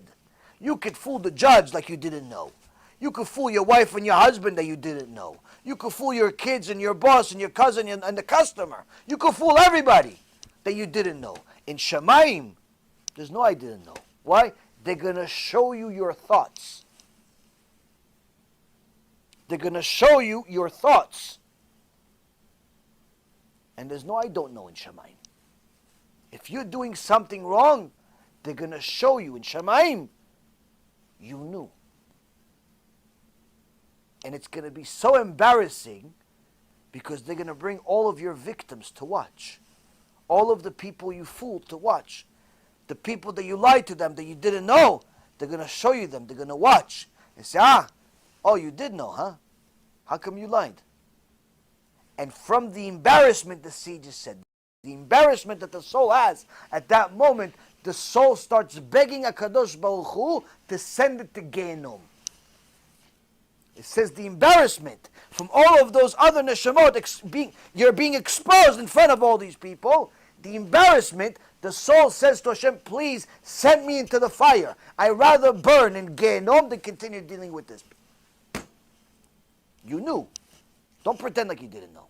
But they're also going to show you what outcome happened. How you gave more power to Amalek. How the Nazis, the anti-Semites, used you as an excuse. Now, of course, some of these Nazis like to use my videos too. It's like, see, he's proving that the Jews are taking advantage of the Goyim. Yeah, but if you watch the whole video, you also see that I'm talking about God. I'm talking about a lot of other things. It's my job to rebuke the Jewish people and the non-Jewish people. Why? That's what the Torah says. There's no favoritism here. That doesn't give the non-Jews a permission to hate Jews. They're going to go to Gehenom with no end for hating Jews. But the point being, Rabotai, is that when it comes to Torah, there's no favoritism. There's no favoritism. There's no permission for anyone to take advantage of anyone. Why do people do it? Ignorant of the law or careless. Those are the only two conditions, either ignorant or careless of the law. Now, this is a very, very big mistake that all of us suffer for. Hence the reason why I'm telling you and all the people that are watching this. Because everybody here knows somebody that knows somebody, connected to somebody that perhaps is doing something that falls into this. It may not be cash advance, but it's something else that you know is unethical. Or perhaps you did it in your past. Or you're doing it now. The point is that you're here watching this because HaKadosh Baruch Hu wants you to watch it.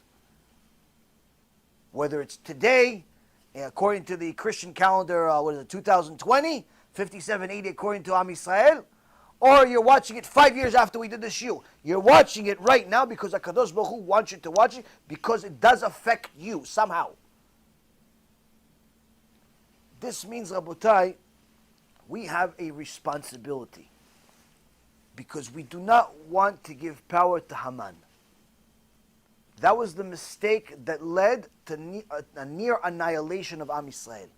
When we became so obsessed with money, we showed up to a party at Achashverosh's house. We figured, listen, it's kosher food. Just because it has kosher food doesn't mean you're allowed to go there. Just because it has kosher food doesn't mean it's a kosher place. Yeah, but maybe I can network with the king and some of his other generals or something. Who says you're allowed to network with him? Who says you're allowed to be there? The problem is when we're thinking about money, we're thinking about business all the time, it's very, very easy to forget about God. And this leads us very far away from God, even to the point where we, the chosen people, the firstborn of HaKadosh Baruch Hu, become sometimes worse than the goyim that are wicked.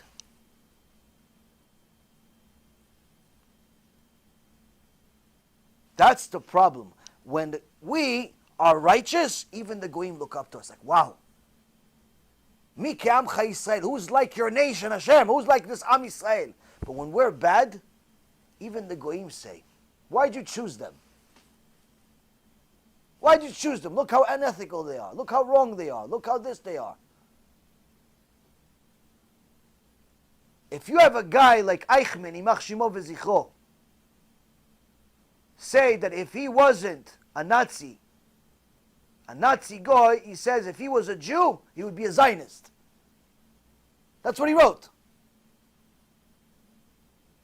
If you have a guy like that murdered millions of people, say he wants to be a Zionist, why are you a Zionist? Who do you think knows more about Zionism, you or him? He dealt with them on a daily basis. With the founders. Not with the books that maybe you read.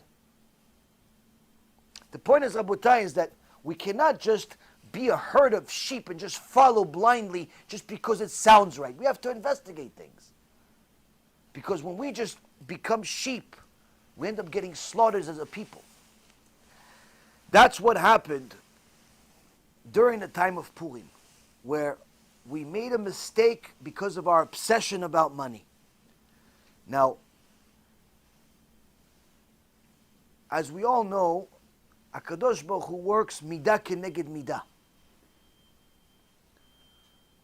Measure for measure. Because our obsession of money led us to that dinner, to that festive event at Achashverosh that Mordechai told us not to go to, when push came to shove, Haman got the job. And he told Achashverosh that he wants the permission to do what he wants, and he's willing to pay for it. And he paid the equivalent of $444 million to get permission to annihilate the Jews. 10,000 kesef, according to today's price of about $18.50 an ounce, is equivalent to $444 million. Meaning Haman was filthy rich, not just rich. Chazal says he was richer than Achashverosh. Paid $500 million. Why? Kill Jews. Why would Hashem make such a billionaire so obsessed with killing Jews? Go enjoy your money, you moron. What do you want to kill Jews for? Go take your $500 million. Go buy some more houses. Go buy a castle. Go buy a planet. Who knows? Go do something with your money. What do you care about killing Jews? HaKadosh Baruch Hu uses different people for different things. He takes the person that hates Jews and uses him to do what he wants, when he wants. Instead of this guy enjoying his money, enjoying his life, no, he cares about this Jewish people. There's few million people that are bothering him. It doesn't make any sense. It doesn't make any sense that someone that has that kind of money would even care about anybody. Go buy an island, live there by yourself, create a whole new civilization. No, I need to kill Jews. Why? Measure for measure. The Jews were obsessed with money. Hashem uses money to, chas v'shalom, hurt them. Now, the good news is that no matter what we do, HaKadosh Baruch Hu also promised us that He'll never annihilate us. He'll never destroy us. But He never promised He won't hurt us. He never promised that a Holocaust wouldn't happen. He never promised that a pogrom or an inquisition wouldn't happen. Why? He needs those tools in order to wake us up, in order for us to know and recognize that we are the chosen people and we have to act accordingly. So regardless of what happens, even when the evil Haman comes, Hitler comes, there's always a tzaddik hidden that's doing something to save the situation. Now I found a chidush this Shabbat. It's $1 million. I'll give it to you guys for payments monthly. In the Megillat Esther, in the beginning of the story, chapter 50, the first perek, in verse number 16, after the whole story of what happened with Vashti, a Reshait, that used to make Jewish girls work naked on Shabbat, And that's why Hashem punished her measure for measure, that she got the tzarat.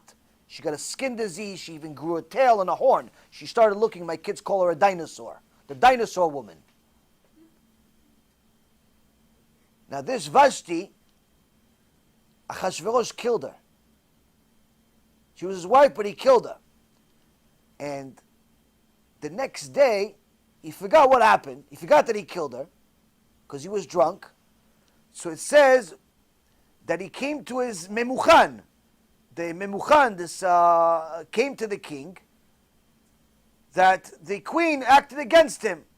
But not only against him, against the officials.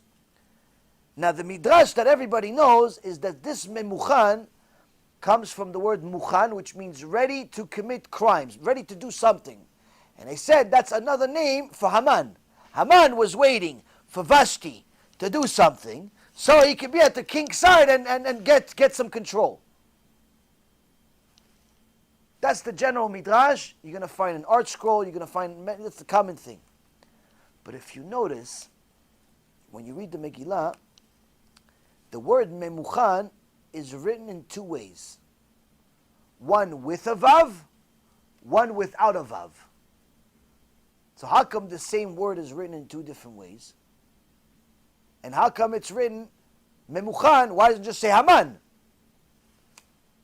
So if you look at the Pirkei de Rabbi Eliezer, towards the end of the book, it says that memuchan was also Daniel. Daniel the prophet, who lived at the same time. Daniel the prophet was here in this picture. You don't see his name in the Megillah. Why? He's memuchan. So how can he be memuchan and Haman be memuchan? It says because memuchan is not a person's name, but a tafkid, a job, like a general, an advisor. Haman was an advisor. Daniel the prophet was an advisor. Haman was the advisor to try to bring bad for the Jews. Daniel was trying to bring good for the Jews, and the salvation came from his advice. So even though Hashem was letting the world see what Haman was doing to try to destroy the Jews, we were so focused with this annihilation that's coming. Oh no, what's going to happen? Hashem says, don't worry, I got Daniel on the side over here. He's got everything ready, don't worry. You just don't see him. Why? I called him memuchan. You don't even see him in the entire Megillah. What's the difference? Missing vav. One letter difference, same word. But you can't get it from one midrash, you have to go to a different midrash 500 years ago.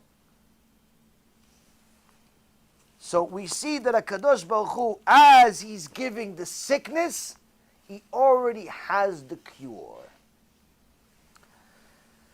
This is why, Rabotai Yekarim, Am Yisrael is constantly, no matter what we've done, HaKadosh Baruch Hu is always going to use these different tools, even if that tool is anti-Semitism, even if that tool is Chas v'Shalom a Holocaust, he's going to use those tools to remind us that we are the chosen people.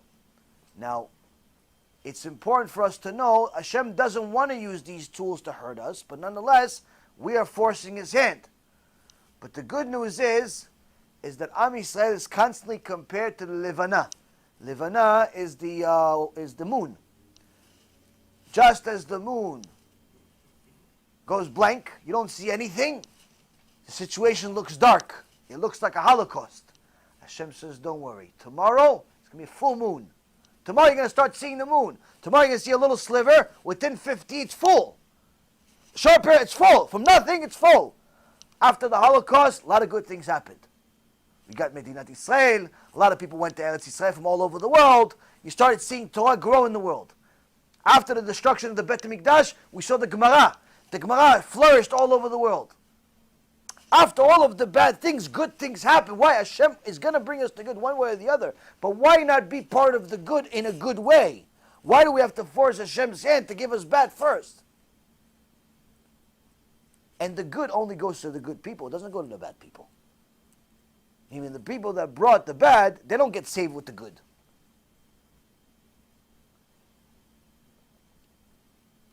This is why on Tuesday, it's Rosh Chodesh, Rav Papa says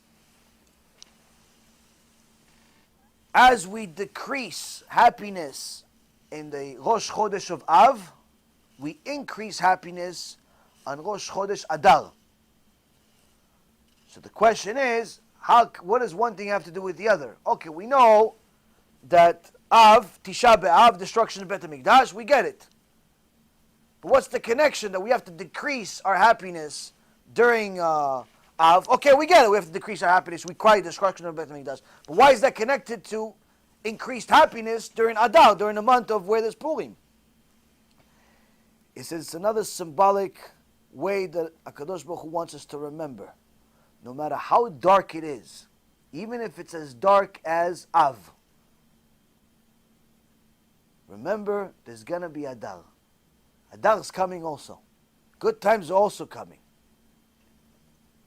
And that's why in the Gemara Masechet Makot, when Rabbi Eliezer, Rabbi Yoshua, and Rabbi Akiva were once walking and they saw the Beit HaMikdash was tarnished, and they saw a desecration of the Beit HaMikdash when they saw a fox come out of the Kodesh Kodashim.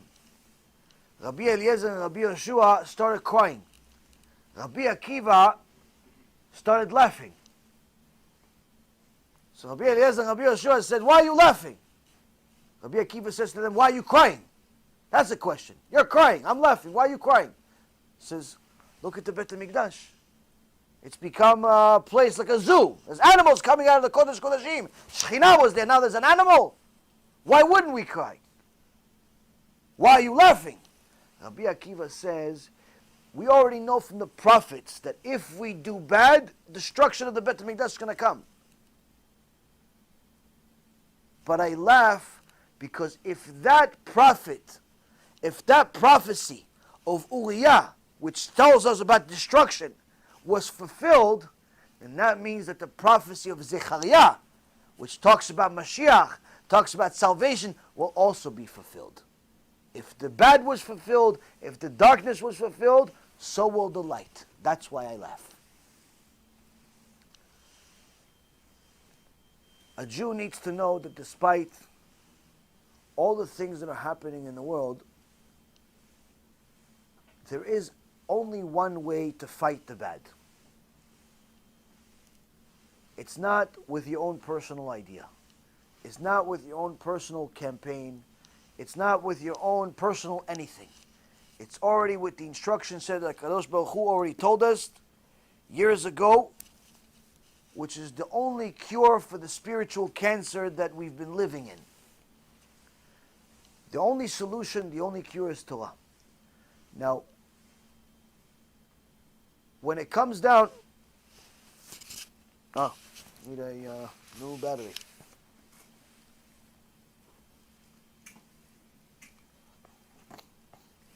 Give me the black bag, the whole black bag, and search in there in the left compartment over there if there's AAA batteries on the bottom.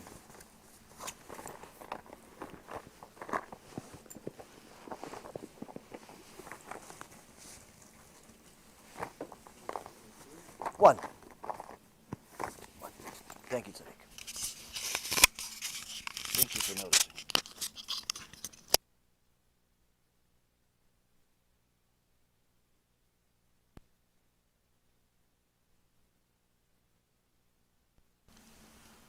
So,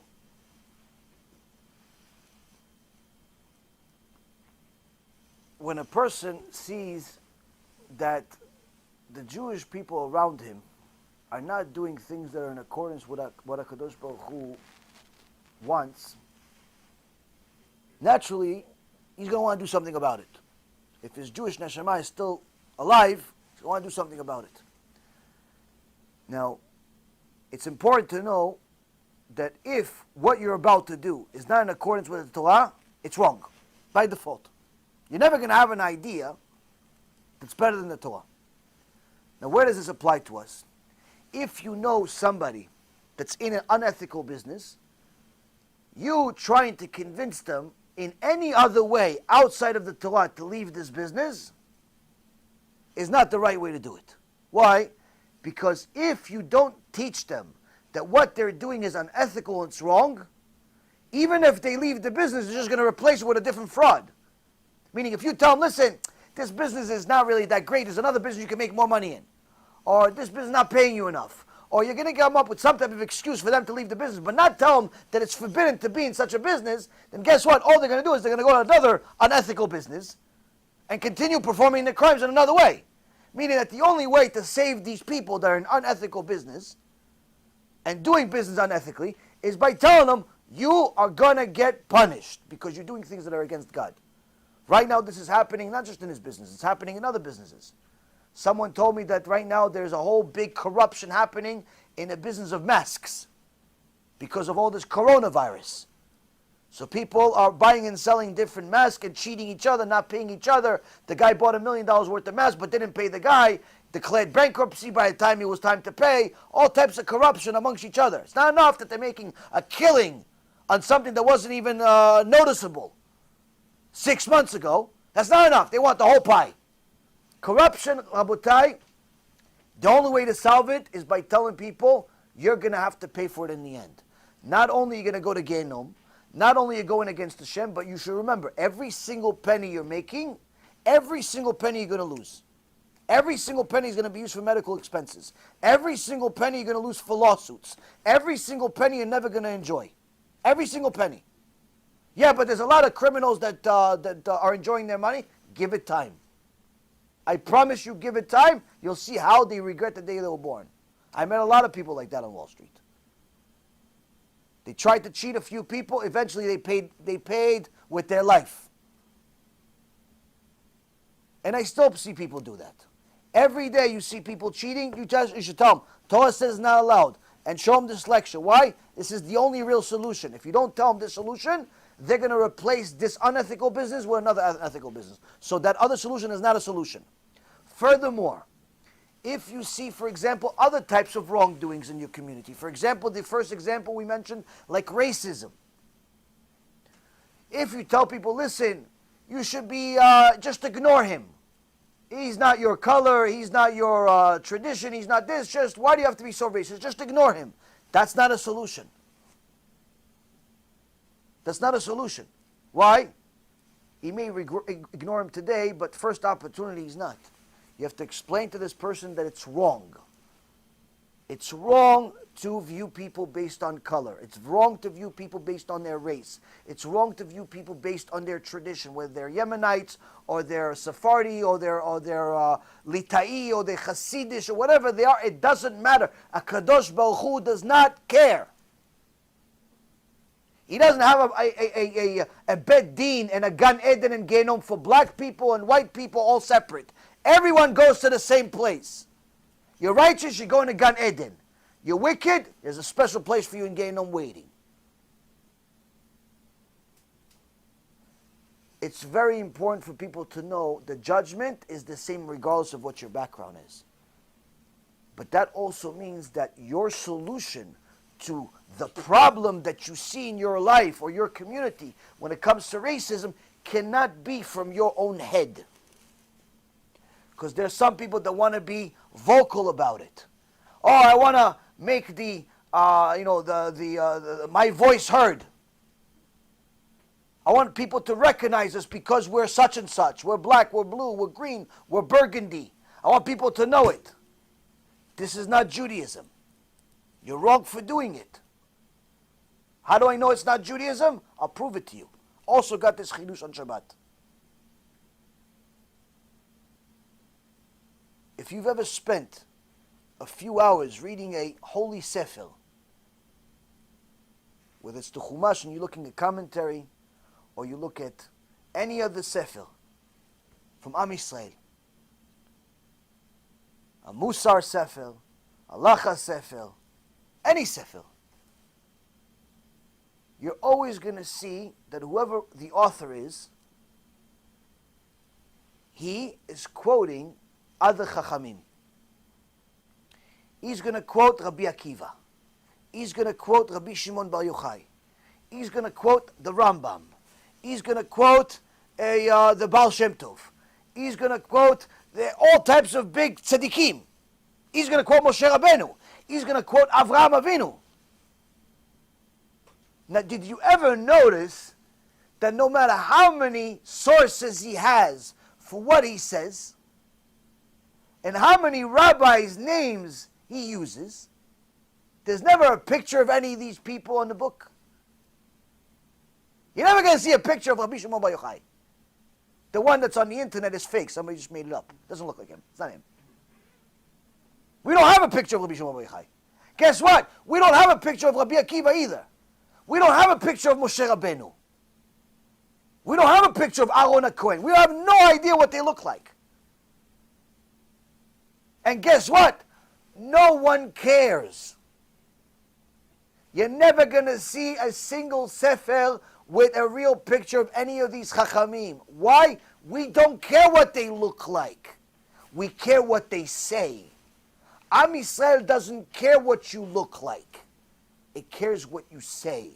If the idea is holy, it's valid, it's from HaKadosh Baruch Hu himself, what do I care if you have a horn coming out of your left nostril, and you're black, and you're green, and you're burgundy? What do I care? Your eyes are like this, or your eyes are like this. What do I care? Your idea came from Mount Sinai. Ishtabach Shemo La'ad. That's a major difference between Am Yisrael and the Goyim. If you look at the Goyim, or the Amalekites, you see that their idea was only valid because of who said it, not because of the idea itself. Malcolm X and Martin Luther King, their ideas were fantastic ideas, but only because they were black. If a little white guy came out and said, oh, I'm such, guess what? That white guy's getting thrown off the building. Why? What are you going to talk about black people? What are you talking about? Who are you? Who little whitey? Get out of here, cracker. Get out of here. Get out of here. What are you talking about? Are you going to lead us? Who are you? Who are you? What are you talking about? That's the truth. But guess what? If some black guy came to the Zionists and told them, hey, we need a country, Israel. It's like, what? Who are you? What are you talking about? Go back to wherever you came from. We need some white guy to tell us. We need some white guy to tell us that Zionism is this and this. Same thing with all secular ideas. The idea is only valid because of who said it. But if you change the color, you change the shape, all of a sudden the idea is no longer valid. Why? Because it's a false man-made idea. Holy ideas, ideas that come from Mount Sinai, it doesn't matter who says them. It doesn't matter who says them. That's why we don't have pictures in the Siddur. That's why we don't have pictures in the Chumash. We don't have pictures. We don't have any of these pictures. If it was so important to know what Moshe Rabbeinu looked like, guess what? HaKadosh Baruch Hu would make sure one of these people would paint a picture of him. And we'd have it in the beginning of every Siddur, of every Chumash, of every everything. You'd have it tattooed on your forehead. Just so you don't forget. But Am Yisrael does not care about what you look like. So whether you are, black or blue or green or white, the only solution to the hatred because of color and race and culture and so on is the same thing that has made Am Yisrael Am Yisrael. And that's the idea that comes out of your mouth. Not your color. Don't ask for credit or ask for attention because of it. You want to be something? You want to be treated special? Be one of those people that brings the solid idea to the nation that comes from Mount Sinai. And if it's a legitimate idea, guess what? Eventually, no one's going to care what you look like. Why? Because the idea is valid. So long as people care what you look like, that means there's something wrong with the idea. Maybe it's a little bit too much you and less God. The more God is in that idea, the less people care about what you look like. Surely there's always going to be people that hate just because they have nothing else to do. But if you know that your idea comes from Hashem himself, you have sources from the Torah, then you could be proud that your name is sitting side by side with the rest of the oral Torah, with the Rabbi Akiva, Rabbi Shimon Bar Yochai, the Rambam, the Ramban. Instead of trying to be the voice of power in your community of color or non-color, why don't you be the voice for the entire nation? One should be the voice for the whole people that's been struggling to survive for 3,300 years. Put your own personal agenda aside and fight for all of Am Yisrael. People that do that succeed, not only in their own communities, but generally. That's what we've seen throughout all of our history, and we're seeing it even today. But the ones that focus so much on their own culture, on their own everything, they end up becoming nobodies, a forgotten idea, a memory. A memory. All of these people that I mentioned, whether it's the Zionists or it's the Malcolm X's of the world, they're only important in their own communities. They're only important in their own backyard. No one cares about them anywhere else. But the Jewish sages, they're mentioned anywhere and everywhere. People quote the Rambam, even if they don't even know what Judaism is. People mention the ideas we have in the Midrash, in rap songs, even though they don't even know what the Midrash is. The ideas of the Torah are eternal. The ideas of the Torah are everywhere, even when people don't know where they're coming from. Why? Because for anything to be good, it has to have a source from the Torah. If it's not in the Torah, it cannot be good. If your idea is good, that means you have to have a source in the Torah. That means your color doesn't matter. That means your gender doesn't matter. That means that nothing matters other than the idea itself. This is one of the things that Amalek will try to ruin within ourselves, to make us focus on things that don't matter. Quite frankly, the opposite. Make us highlight how we should separate the Sephardis over here, and the Ashkenazis over here, and the Yemenites over here, and the blacks over here, but the blacks that are converts are over here. The blacks that are natural born, they're over here. And then there's hatred among them, because, oh, listen, I'm black, but I'm Arab. I'm this, I'm that. Everybody has an excuse to hate each other. This is nonsense. This is not Judaism. This is what's destroying Judaism. It's time people read the parasha, read the Megillah, read what we actually are saying that we'll read, and see this is what the truth is. Not your own personal agenda and your own personal meetings and your own personal idea. In Shemaim, they don't care what your personal idea is. They care less. They care less. I have no idea why people are racist. I don't see color. But surely they have their own excuse. Satan loves those excuses. He loves them. Why? He's giving him a full-time job. Don't be one of those victims that ruins their life by filling their heart with a bunch of unnecessary hatred. You want to hate somebody? Hate Amalek. You want to hate somebody? Hate Amalek. Hate Amalek, even if Amalek is your brother. That's who you're obligated to hate. You have to hate Amalek. But to hate another fellow Jew because of a certain background and so on, for what? For what? Follow the tradition of Am Yisrael. This is by far the biggest miracle out of Purim itself. The fact that we're still here.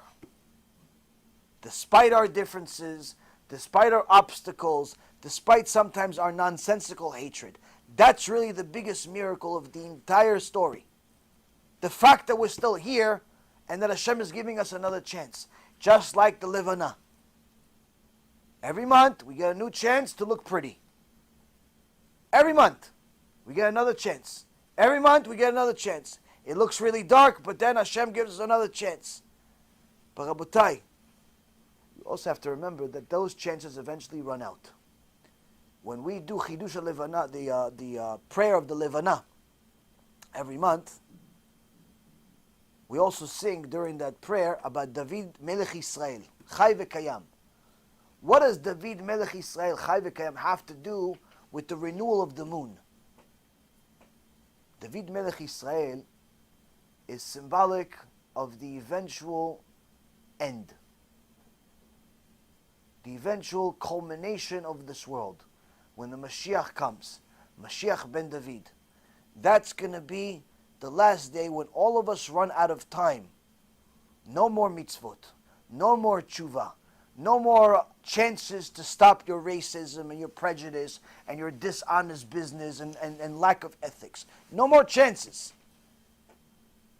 So now you have to remember every month we're getting another chance. Okay, you messed up this month, you have next month to do better. You messed up this month, you have next month to do better. It looks bad, the moon is really dark. Okay, it's going to get light a little sooner and eventually it's going to be a full moon. But always remember, eventually you're going to run out of time. So don't think that you could stay in this unethical business for a long time or even for another few months, because we have no idea when the end is. That's why we sing about it every month. It's time all of us do tshuva. If you're racist, take that racism and throw it in the garbage. That's not Judaism.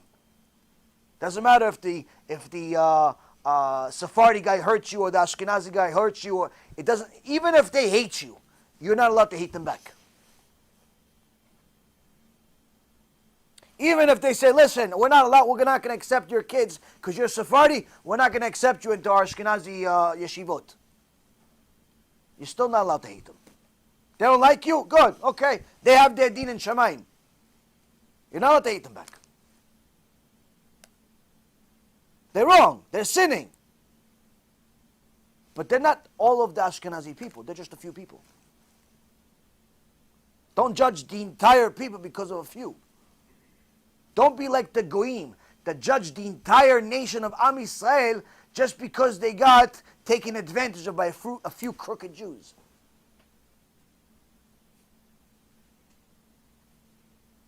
This, Rabotai, is very, very important. This is the miracle. This is the whole story of Purim. We're still here despite our differences. We're still here despite our difficulties, despite the Holocaust. And the only thing that's constantly trying to destroy us is either the Amalek outside or the Amalek that's inside. That's the reason. That's the reason HaKadosh Baruch Hu says, remember Amalek twice. Remember the Amalek that's on the outside. That's the Hitlers. That's Haman. That's the Nazis. That's all these people that want to kill us for no reason. That's the Amalek outside. But don't forget, there's also Amalek inside. Sometimes it's inside our government. Sometimes it's inside our household. Sometimes it's inside our company. Sometimes it's inside anything. Sometimes it's us. We have a Midat Amalek. We're acting in an inappropriate way that our sages say, this is how Amalek behaves. You're unethical, that's Amalek. You're openly homosexual, that's Amalek. You have an Amalek inside you, remove it. Why? If you don't remove it, Hashem says, I'm going to remove it. It's very important for us to know that the story of Purim is very deep to no end. These are some of the things we can learn from it. Be'ezrat Hashem, hopefully we could apply all of this, or at least some of this, to our lives today, tomorrow, and every day. And Be'ezrat Hashem, bring a Kadosh Baruch Hu some nachat from His people, so He doesn't have to bring us any type of suffering whatsoever, but rather bring us salvation, blessing for us and for all of Klal Yisrael. Baruch Adonai Le'olam, Amen ve'amen.